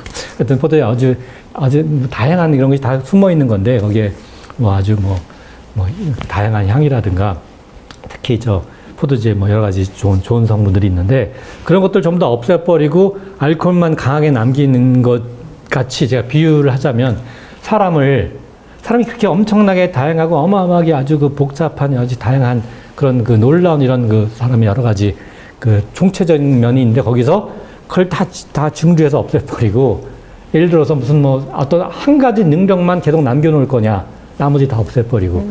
저는 그런 거가 굉장히 좀 걱정이 됩니다. 그런 아주 그걸 집중적으로 하는 교육이 사실은. 그게 이제 AI 같은 게 전 잘 걱정되는 이유인데, 사실은 그런 면에서. 그래서 디지털 교육 같은 걸 너무나 일찍 시작하면은 너무나 이렇게 증류가 되는 인간, 증류가 된 사람, 이렇게 돼버리지 않을까 하는 게 전 약간의 높아심입니다, 사실은. 물론 모르죠. 제가 그냥 제 개인적인 느낌의 걱정이지, 실제 그럴지 않을지는 모르겠습니다만, 사실. 네. 지나갈까, 이제? 네. 네, 진행하겠습니다. 자, 그래서 제가 이제 그러면 이런 정신적인 죽음, 마음의 죽음, 이런 골썩음을 막기 위해서는 이것이 온라인 콘텐츠의 문제라고 했으니까 주로 따라서 오프라인으로 하게 되면은, 여기서 온라인, 오프라인을 강조한 건 사실은 엄밀히 말하면 단지 아까 말씀드렸습니다만, 예를 들어서 책이냐 아니면 전자책이냐, 이거는 구분하는 게 아닙니다. 그건 다 같이 사실 오프라인에 해당하는 셈이고, 여기 온라인이라는 거는 그런 책이 아닌, 이런 활자, 이런 글자 이런 것이 아니라 순전히 어떤 영상, 동영상 이런 걸로만 되고, 굉장히 쇼트에서 굉장히 너무 뻔하고 당연한 걸 계속 반복하는 이런 걸 의미하는 겁니다. 사실 핵심은. 근데 어쨌든 간에 오프라인의 가장 이제 궁극적인 게 이렇게 책이라고 생각한다고 하면은, 저는 그래서 어렸을 때는 이 디지털 교육을 시킬 게 아니라, AI 교육을 시킬 게 아니라, 저는 독서 교육을 시켜야 한다고 생각합니다. 사실은. 그래서 독서를 좀 이게 훨씬 더 중요하다고 저는 생각을 합니다. 근데 요새는 참 제가 학교에서 가르치다 보면 참 그런 것이, 학생들이 책을 안 삽니다, 이게. 안 사는데, 책값이 비싸다고 해서 안 산다고 하는데, 책값이 해봤자 사실 커피는 한 잔에, 학교에서 한 잔에 5,000원씩 내면서, 커피 한 서너 잔 안 마시면 책 살 수 있는데. 그러니까 좀 안타까운 생각이 드는데, 이게 왜 이렇게 됐냐를 간만에 보니까, 학생들이 교과서도 안 사거든요, 사실은. 근데 왜 이렇게 됐냐 봤더니, 이게 온라인 때문에, 그러니까 모든 지식은 온라인에서 공짜로 보지 왜 돈 주고 책을 사야 되느냐. 그러니까 지식이라는 건 공짜다. 이렇게 돼버린 것 같아요, 생각이 완전히. 근데 책을 안 사면 강의를 어떻게 들어요? 그러니까 그래서 어떻게 하냐면, 그러니까 보면은 학생들이 어떤 걸 요청을 하냐면, 예를 들어서 이런 식으로 제가 이렇게 강의를 하면 이걸 다 달라고 합니다, 그냥. 저는 개인적으로 절대 안 줍니다. 그러면 학생들이 그냥 이걸 받아갖고 그냥 그걸로 끝내거든요. 그러니까 저는 어떻게 하냐면, 이렇게 하더라도 반드시 이렇게 필요한 걸 꼭 메모를 해라. 원해서 메모를 쫓아가느냐. 이렇게 칠판에서 그냥 똑같이 글을 쓰니까 주로. 필요한 건 물론 제가 그림을 보여주고 동영상 잠깐 보여주긴 하지만, 그건 보조적인 거고, 저는 주로 이렇게 말을 합니다, 글을 쓰면서. 그러니까 아까 농담했습니다만, 여기 시청하시는 분들도 당연히 여기 와 계신 분들하고 똑같은 겁니다. 왜냐하면 제가 주로 글을 쓰고 말을 하는 거니까, 사실. 이 온라인에 이 문제하고는 관계가 없는 겁니다. 수강료 내신 분도 계세요? 아유, 고맙습니다. 저한테 주시나요? 저한테 안 옵니다. 네, 고맙습니다. 좀 수강료도 많이 좀 내주시고 저거 아니라 뉴탐사가 좀 상당히 재정적으로 어려우니까 뉴탐사 좀 많이 좀 후원해 주셨으면 정말 고맙겠습니다. 자, 그런데 이제 흥미로운 거는 이 골섬이란 말, 그러니까 영어로 브레인롯이란 말, 요 말이 이 옥스퍼드 대학에서 처음으로 만든 건 물론 아니고 놀랍게도 아주 오래 전에 19세기 중엽에 이미 그런 말이 나왔습니다. 그거는 이제 헨리 데이비드 소로라고 하는 분인데 상당히 유명한 분이죠. 많이 아시는 분들 계셨을 것 같습니다만 여기 영어로 썼는데 우리가 번역된 건지 모르겠습니다. Resistance to Civil Government라고 하는 거는 보통 흔히 우리가 Civil Disobedience, 그러니까 다시 말하면 시민 불복종이라고 하는 걸 보통 많이 이렇게 얘기를 합니다. 그러니까 이 데이비드 소로라는 분이 미국 분인데 그때 이제 미국의 19세기에 미국의 정부가 하도 못된 짓을 많이 하니까 시민들은 거기에 복종하지 마라. 시민은 불복종할 권리가 있다. 이제 그렇게 한 거고 이분의 책이 월덴이라는 것이 상당히 유명해졌죠. 월덴이라는 거는 이제 이분이 그 미국의 이 동북부에 이제 거기서 사셨는데 거기에 그 당시만 해도 19세기니까 뭐 도시화가 별로 안 됐고 그래서 이제 말하자면 굉장히 이렇게 농촌 같은 그런 전원 생활을 하면서 월덴이라는 것이 거기 이제 연못 호수가에 가서 거기서 1년인가를 살면서 자기 일기처럼 쓴 겁니다. 그래서 굉장히 유명한 책인데 여기 보면 이분이 이런 말을 이제 이런 얘기가 여기 있습니다. 영어로 여기 바로 이렇게 이분이 브레인 로트란 말 여기다 씁니다. 브레인 로트. 그러니까 이 말을 어떤 의미로 쓴 거냐면 영어가 제가 그래서 영어를 이제 번역을 해봤습니다. 제가 이 영어를 번역을 했는데 영어 읽기 귀찮으시니까 어떻게 보냐 이렇게 번역을 했습니다. 자 보시면 우리가 여러 가지 여기 착상이라는 게 이제 아이디어라고 하면 훨씬 더 이해가 빠르시죠. 착상보다. 그러니까 영어를 더 잘 이해하시는 게 참 이상하지 않습니까? 우리나라 사람인데 왜 영어가 우리말보다 더 이해가 잘 되는가? 어떤 굉장히 복잡한 컴플렉스라고 하는 그러니까 복잡성을 갖고 있는 그런 생각들. 그래서 여러 가지 하나가 아니라 한 가지 획일화가 되지 않고 여러 가지 다양한 그런 해석을 할 수 있는 그런 아이디어, 그런 착상들을 단순화시켜버리는, 즉 획일화시켜버리는, 그렇게 하는 그런 사회 어떤 경향이 잘못됐다라고 서로는 걸 주장을 한 겁니다. 그래서 이건 왜 그러냐? 이거는 어떤 정신적이고 지적 능력이 바로 여기서 말하는 지적인 능력이 쇠퇴하는 그걸 말하는 거다. 그러니까 그래서 이걸 바로 골싸움이라 표현을 했습니다. 이미 19세기에 이미 헨리 데이비드 소로라는 분이. 그러면서 뭐라고 했냐면 그러니까 미국이 다 영국계가 온 거니까 미국의 청교도라는 사람들이 영국이 그때 감자가 썩어서 굉장히 문제였는데 감자가 주식이어서 감자가 썩어서 특히 이제 웨일즈 지방하고 아일랜드 쪽 사람들이 많이 해서 미국을 건너왔죠. 그래서 감자 썩음을 치료하기 위해서 굉장히 노력을 하는데 왜 훨씬 더 치명적이고 더 중요한 골썩음은 왜 치료하려고 노력을 안 하냐 이런 말을 했습니다. 상당히 그 옛날에 이미 19세기 중반에. 그리고 나온 김에 그래서 보시면은 이것이 이제 그러니까 제가 그러니까 왜 그러냐 왜 이렇게 됐느냐 하는 것이 바로 아까 이미 말씀드렸습니다만 바로 경쟁교육, 서열화교육이 차별과 굴종, 경쟁을 해서 서열화시키면은 쉽게 말하면 뭐라고 표현할까 하여튼 우등생, 열등생, 예를 들어서 그렇게 딱 나눠버려서 그러면 차별을 하고 그러니까 우등생한테는 예를 들어서 차별하게 하는 걸 길러주는 거죠. 차별을 해라. 그래서 그렇게 뭐랄까 갑질을 할까 그렇게 하는 거고 그 다음에 거꾸로 열등생한테는 굴종의식을 길러주는 이렇게 된다고 할 수가 있는 거죠. 그러면 이것이 어떻게 될까요?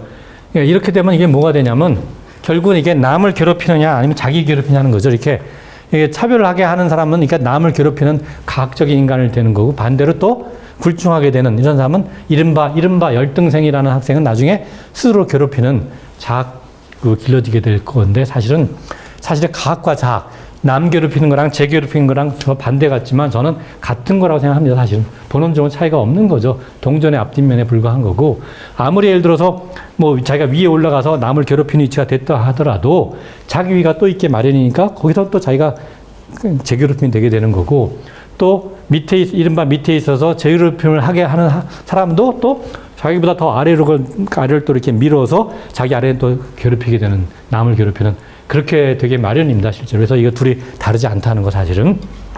그래서 이렇게 되게 되면 어떻게 될 것인가. 결국은 이것이 바로 이제 바로 기본적으로 저는 그래서 골소금 때문에 이렇게 때우리소금, 집단 우민화가 된다고 저는 생각이 됩니다. 그래서 그리고 이것이 이제 이른바 독재 전체주의로 가는 길이 된다고 생각합니다. 이게 파시즘이라고 말해서 우리가 지난번에 굉장히 다 충격받은 것 중에 하나가 서부지방법원이죠. 법원을 습격을 하지 않습니까? 이렇게 주로 청년들이 주가 돼서 정말 우리 역사에 정말 이게 기억이 없었던 정말 일인데 이렇게만 가려는 거 아닌가 정말 걱정이 될 수밖에 없는 그런 것이 그렇게 되고 그래서 이것이 왜 이렇게 될까 하는 건 사실이니까 보다시피 결국은 왜 그 청년들이 왜 이럴까 하는 거는 왜 이렇게 되는가 하는 거는 결국 몸과 마음의 어떤 삶의 안전에 대한 불안감에서 온다고 생각이 됩니다. 그러니까 이 삶의 안전이라는 여기 삶이라는 건 몸의 삶과 삶의 삶을 다 포함하는 겁니다. 두 가지 다. 그러니까 생물학적인 삶과 정신적인 삶 다. 왜 이렇게 됐냐 하는 건 저는 근본적인 원인은 저는 신자유주의하고 우리나라 특히 외국 같으면 전 세계적인 신자유주의지만 특히 우리나라는 여기다가 더해서 냉전체제가 좀 핵심이 돼서 이 분단체제가 그래서 결국은 이거를 바꾸지 않으면 저는 참 근본적으로 이걸 바꿔야 된다는 생각이 되고 다시 말씀드리면 이거죠. 신자유주의를 바꿔야 된다는 건 결국은 불평등을 해소해야 되는 것이 저는 가장 핵심이라고 생각합니다. 그래서 이런 경쟁교육 서열화시켜서 뭐 너무나 황당한 거 하나가 예를 들어서 대학을 뭐 이른바 좋은 대학을 가게 되면 저는 이게 좋은 대학이라고 생각하지 않습니다. 하여튼 좋은 대학을 가게 되면은 그 좋은 대학 가기 위해서 예를 들어서 갓났을 때부터 노력을 한다고 하면 어떻게 될까요? 한 18년 정도 노력한 거겠죠. 18년 정도 노력해서 좋은 대학 갔다. 그러면 그 다음에 나머지 삶이 한 70년은 남지 않았겠습니까? 10년 동안은 완전히 그냥 신나게 살 수 있다. 아주 뭐 완전히 위에 가서 완전히 이렇게 아주 이렇게 기득권으로 살 수 있다. 이렇게 된다는 것은 굉장히 모순이죠. 어떻게 18년 동안 한 것 같고 나머지 평생 70년을 결정하느냐. 이건 말이 안 되는 거 아닙니까? 다시 생각해보면. 그러니까 그래서 결국은 이것이 그래서 그것이 엄청난 불평등을 낳게 되는 건데 이걸 불평등을 해소해야 되는 게 가장 좀 중요하고 그리고 거기에 덧붙여서 이 평화체제를 구축하는 게 그러니까 남과 북이 빨리 저는 사실은 화해를 해야 한다고 생각합니다. 저는 뭐 통일을 생각하는 건 아니지만 하여튼 일단 적대를 좀 폐기해서 화해를 하게 하는 거 그것이 필요하다고 저는 생각을 합니다. 그래서 이렇게 여기 아까 말씀드렸습니다만 이렇게 정신적 죽음이라는 게 결국 복잡성을 훼손하게 되는 것이 무슨 얘기냐? 결국 이거는 단순성으로 바뀌는다는 뜻인 거죠. 이게 바로 두 가지 다 단순성인 거죠. 이게 다 두 가지가 다. 그래서 이것이 바로 우리 삶의 생명을 굉장히 훼손하는 생명이라는 건 두 가지 답니다. 몸과 마음 다 훼손하는 그 핵심이 결국은 단순성을 가게 된다는 거. 그리고 기왕에 이제 한 가지 더 말씀드리면 헨리 데이비드 소로의 말 중에 제가 상당히 굉장히 감동을 받은 말 하나가 이런 말이 있습니다. 어떤 말이냐면 영어 쓴 건데 이걸 이제 우리말로 제가 번역을 해봐서 이렇게 해서 됩니다. 우리가 누리는 대부분의 이른바 사치품과 이른바 생활의 안락함이라고 하는 것은 필수 불가결을 하지 않은 건 물론이거니와 더 거꾸로 인류를 우리가 고양시키는데 인류를 이렇게 높이 해주는데 실제적으로 장애물이다. 그걸 방해하고 있는 거다라는 그런 표현, 그런 말을 했습니다. 이게, 네, 소로라는 분이. 그래서 상당히 참, 근데 이 말을 보면은 사실은 이것이 서구 사회에서는 굉장히 충격적인 말이고 지금도 받아들이지 않는 말인데 우리의 입장에서는 사실 당연한 말이라고 생각이 됩니다. 왜냐? 동아시아 전통에서는 우리의 원래 전통적인 그런 사고를 봤을 때 예를 들어서 많이 아시겠습니다만 특히 도가 사상을 보면은 이게 당연한 얘기거든요. 이게 놀라운 얘기가 아니라 우리는 사실은 뭐 한 2~3천 년 전에 이미 이런 생각을 했던 거죠, 사실은. 그래서 실제로 사실은 여기에 영향을 받았다고 저는 생각이 됩니다. 왜냐하면 소로라는 분이 그 미국의 이 당시에 그 굉장히 유명했던 시인이자 뭐 사상가 중에 한 분이 그 랄프 에머슨이라는 분이 있습니다. 에머슨이라고 꽤 유명한 시인으로서도 유명했죠. 에머슨이라는 분이 있는데 그분하고 이 소로하고 굉장히 교류가 있어 둘이 굉장히 가까웠다고 알려져 있는데 정신적으로 그 이 에머슨이라는 분 읽겠습니다. 에머슨 랄프 월도 에머슨이죠. 에머슨 이분의 영향을 많이 받았다고 생각이 됩니다. 근데 이 에머슨이라는 분은 별명이 뭐였냐? 미국이 공자가 별명이었습니다. 실제로. 그러니까 공자에 굉장히 심취를 하셔서 저분이 아마 그런 것 같습니다. 그래서 미국의 공자라 그랬고, 그래서 아마 이런 동아시아 공자라든가 뭐 노자의 사상을 많이 영향을 받았을 거라고 생각이 됩니다. 자, 그래서 여기 이제 뭐 몇 가지 좀, 이거 참 갈 길이 아주 먼데, 너무 오늘 조금밖에 못했네요. 근데, 어떻게 할까요? 좀 더 계속 할까요? 아니면 뭐, 그만할까요? 좀 걱정이 되네요. 어떻게 해야 될지. 네. 더 해도 좋고요. 다음 주에 하셔도 좋습니다. 교수님이 판단해 주세요. 뭐 혹시 여기 오늘 나오신 분들께서 어떻게 생각하시는가? 더 할까요? 아니면 이제 그만할까요? 시간 되시면 좀 더 연결해서 조금 더 할까요? 그러면 재밌는 얘기 조금 몇 개 더 해보겠습니다. 오늘 다 끝나면 참 좋겠는데, 글쎄요. 이게 프레드 로델이라는 분이 있었습니다. 여기 보시면 이제 1980년에 돌아가셨다고 하는데, 저는 이제 개인적으로 물론 좀 모르는 분인데, 미국의 법학자라고 합니다. 예일 대학의 교수였었는데, 미국에. 그분의 저서 중에, 여기 영어 번역이 안 된 것 같습니다. Woe unto you, lawyers라는 게 우리말 번역하면, 화 있을진저 법률가들아, 이런 뜻이거든요. 법률가들아, 화 있을진저라는 건데, 이분이 여기다 무슨 얘기를 했냐면, 저는 이 책이 이제 번역도 안 되고 우리나라에 구하지 못해서 읽어보지 못했는데, 이런 얘기가 있다고 합니다. 부족 시대는 주술사가 있었다. 중세에는 성직자가 있었다. 오늘날에는 법률가가 있다. 곧 어느 시대나 자신들이 갈고 닦은 특수한 지식의 권위를 지켜내기 위해 기술적 수법에다 뻔뻔하고 그럴듯한 말장난을 덧붙여서 인간 사회의 우두머리를 군림하는 약삭빠른 무리들이 있었다. 그러니까 이분은 이제 법학자였고, 그래서 뭐 현대니까 그 당시에 이제 법률가를 이제 비판을 한 거죠, 이거는. 근데, 그래서 이게 사실 중세 주술사하고 성직자를 보시면 이게 유명한 그림 중에 하나가 프란시스코 고야라고 뭐 유명한 분이죠. 고야의 그림을 보시면은 제목이 주술입니다.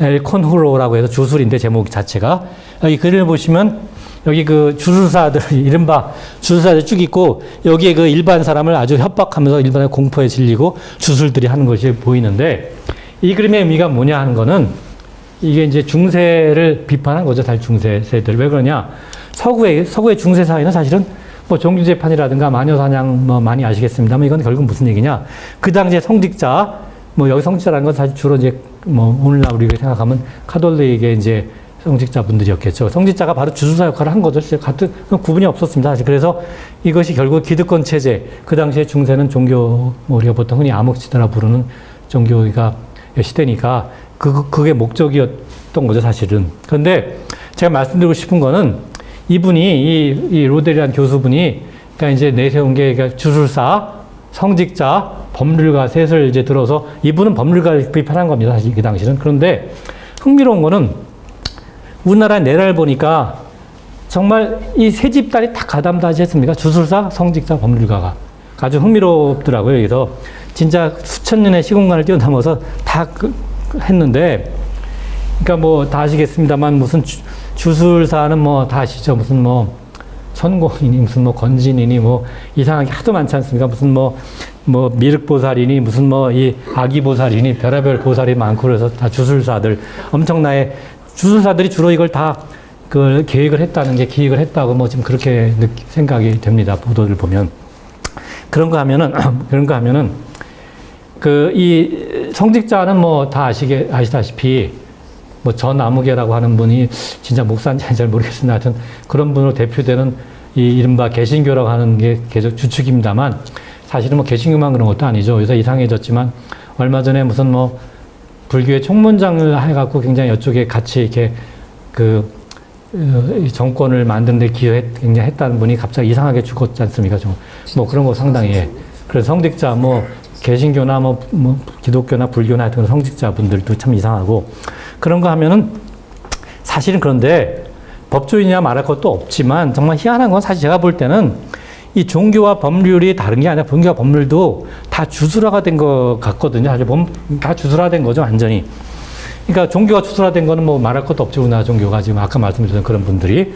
근데 법조인도 보면 제가 참 놀란 거 하나가 어떤 법조인한 분이 계몽이 됐다, 자기가.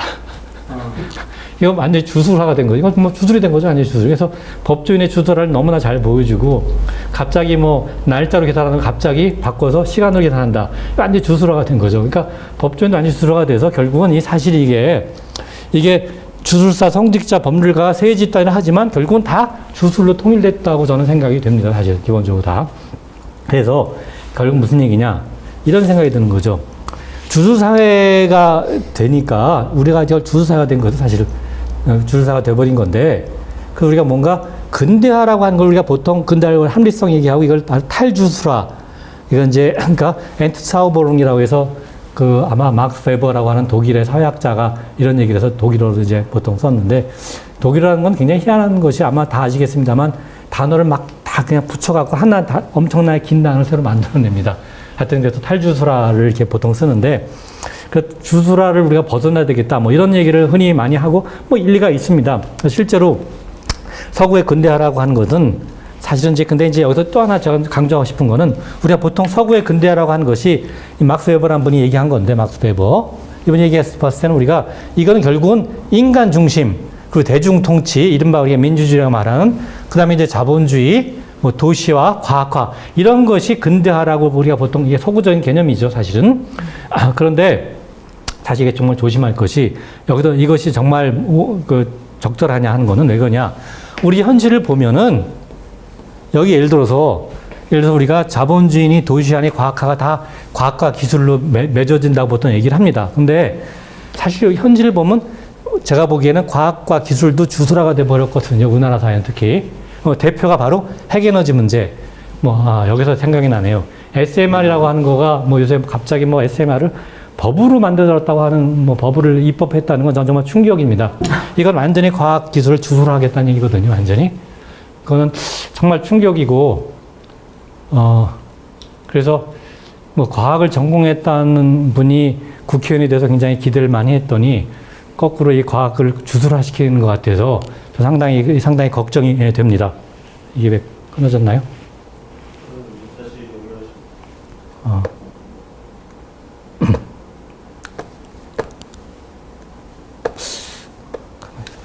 됐나?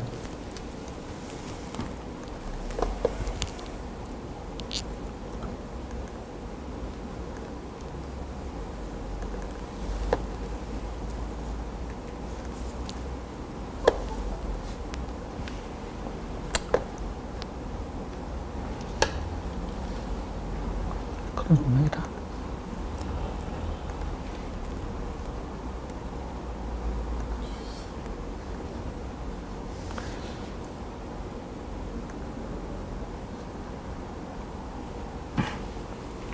예. 가끔 끊어지는 일이 생기네요, 근데 진짜. 지금 인터넷이 좀 불안정한 것 같아요. 예. 아까 죄송합니다. 예.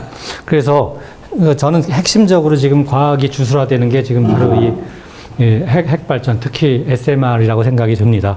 그 외에도 여러 가지 개발한다는 거, 저는 기왕 나온 게 한번 또 말씀드리면, 제가 그 환경을 원래 사실은 그 강의 계획이 이게 아니라, 원래는 제가 그 물리학 강의를 쭉 하려다가 물리학 강의만 하는 거는 너무 좀,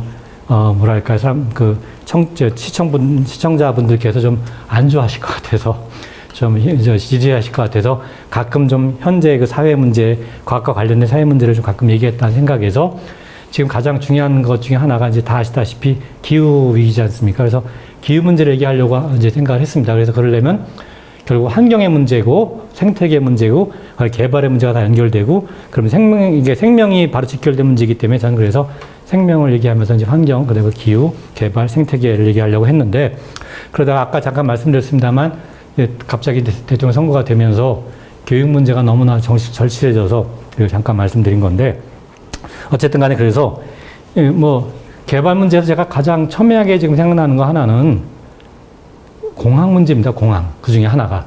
지금 공항을 엄청나게 짓겠다고 하는데 계획한 건 무려 10개가 넘는데, 지금 다 아시겠습니다만 우리나라 공항 중에 거의 모든 공항이 지금 개점 휴업인 거 아십니까? 인천공항, 그 다음에 제주공항, 그 다음에 김해공항 정도만 빼면 나머지 다 개점 휴업. 어마어마한 적자는 물론이거니와 아예 무슨 울진공항은 아예 그냥 개점하자 아무것도 없어서 그냥 말하자면 바꿔버렸고, 양양공항은 개점한 다음에 지금 아예 그냥 휴직, 그러니까 지금 아직 그냥 닫아버려서 지금 뭐 유지비만 엄청나게 들어가서 계속 유지는 해야 되니까 심지어 뭐 지난번 사고 났던 무안공항조차도 거기는 뭐 아마 쓰긴 합니다만 적자가 굉장히 큽니다. 그리고 나머지 뭐 다 말할 것도 없는데 거기에 공항을 앞으로 뭐 엄청나게 더 짓겠다는 게 좀 황당하고 더 놀라운 건 그 중에서 가덕도에 짓는다는 건 정말 이거는 절대로 전 막아야 된다고 생각합니다, 사실은. 제가 참 충격이었던 거는 이번에 새로 된 그 이재명 대통령께서 가덕도 공항을 계속 추진하는 것처럼 말씀을 하셨는데 저는 아니라고 믿고 싶습니다. 그건 절대로 하면 안 되는 겁니다. 그 이유는 여러 가지 제가 나중에 이제 말씀을 쫙 드리겠습니다. 환경 얘기할 때 왜 그런가 하는 건. 어쨌든 뭐 그런 문제들. 생물 기술이 또 대표 중에 하나죠. 우리가 보통 뭐 GMO라고 하는 거라든가 뭐 줄기세포로 워낙 유명했지 않습니까? 우리나라 줄기세포 뭐 이런 문제들, 생물 기술 문제. 그리고 정보 기술도 이제 AI인데 지금 새 정부가 AI를 가장 핵심적인 걸로 뭐 첫째 공약을 내세워서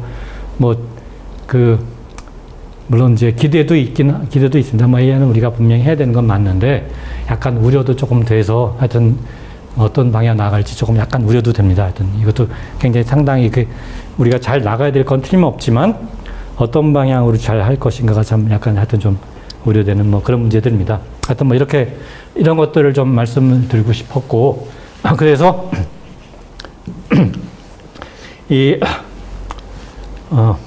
또 한 가지 말씀드릴 거는 이 서구의 근대화 개념이 그러면 동아시아는 말하자면 근대화가 안 됐었던 거냐?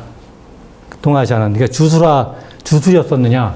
저는 거기는 전혀 동의하지 않습니다, 사실이니까. 왜냐하면 우리의 원래 전통 사상들도 보면은 뭐 유가 사상이라든가 도가 사상 혹은 뭐 이제 불가 사상 같은 것도 이런 식의 사실은 원래 의미를 생각하면 합리성이란 걸 당연히 그걸 넘어서기 때문에 이런 주술화, 말하자면 문명이라고 하는 게 주술이냐 탈주술이냐 이게 둘로 딱 나눠서 구분할 수는 저는 없다고 생각합니다, 당연히.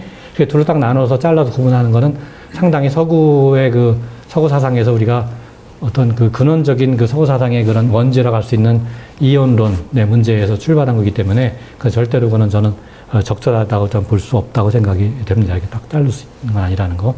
자, 아무튼 그 다음에 이제 사실은 이제 여기 가서 제가 이제 교육의 목표를 쭉 얘기하고 쭉 하려고 했는데 앞으로 한 30분 더 해야 될 것 같은데 어떻게 할까요? 너무 좀 오늘 마무리 지으실까요? 네. 그러면 마무리를 그러면은 사실 여기서 이제 그렇죠. 오늘은 여기까지만 하고 제가 사실은 이제 이 교육의 문제는 좀 그만 얘기하고 원래 이제 하려고 한 거 예를 들어서 생명을 잠깐 간단히 말씀드리고 그다음에 환경의 문제랑 들어가면서 이제 기후의 문제 그리고 개발의 문제, 생태계 문제를 하려고 했는데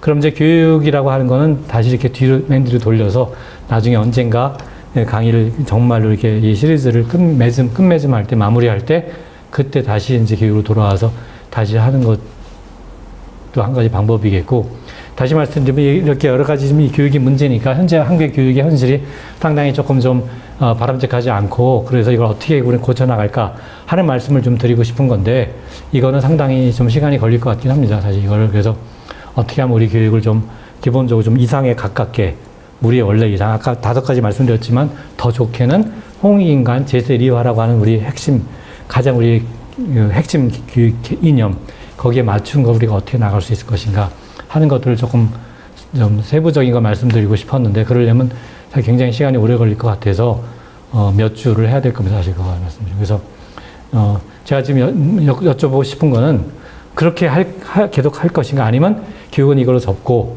원래로 돌아가서 이제는 말하자면 환경, 기후 이쪽으로 돌아갈까 하는 거를 조금 좀 의견을 좀 여쭙고 싶네요. 여기 들으신 분들의. 교육 시즌 1은 오늘 여기서 마치고 시즌 2를 다시 뒤에서. 하시는 걸로. 그럼 다른 의견이 없으시면은 그렇게 하는 걸로. 그럼 그렇게 하는 걸로 하겠습니다. 그러니까 여기 시청하시는 분들도 그러면 교육은 일단 시즌 1 이걸로 마치고 시즌 2는 정말 그럼 우리 교육을 어떻게 해야 될 것인가 하는 거를 말씀드린 거는 이제 시즌 2가 언제 될지 모르지만 내년이 될지 후년이 될지 모르겠습니다만 하여튼 하여튼 뭐 이렇게 내년쯤으로 하고 그러면 이 다음 시간부터는 환경 말씀을 드리겠는데 이제 환경을 말씀드리기 위해서 그 기본으로 생명에 대해 잠깐 좀 말씀을 먼저 드리겠습니다. 다음 시간 아마 생명에 대한 얘기를 말씀을 드리게 될 것 같습니다. 생명이란 무엇인가 이걸 좀 말씀을 드리겠습니다. 그럼 오늘은 이걸로 마치겠습니다. 혹시 뭐 채팅에서 혹시 질문하신 거는 제가 그동안은 별로 질문을 못 봐서 없는 걸로 생각하고, 예. 그럼 오늘 이 강의 이걸로 마치겠습니다. 그동안 긴 시간 동안 열심히 들어주셔서 고맙습니다. 이걸로 마치겠습니다.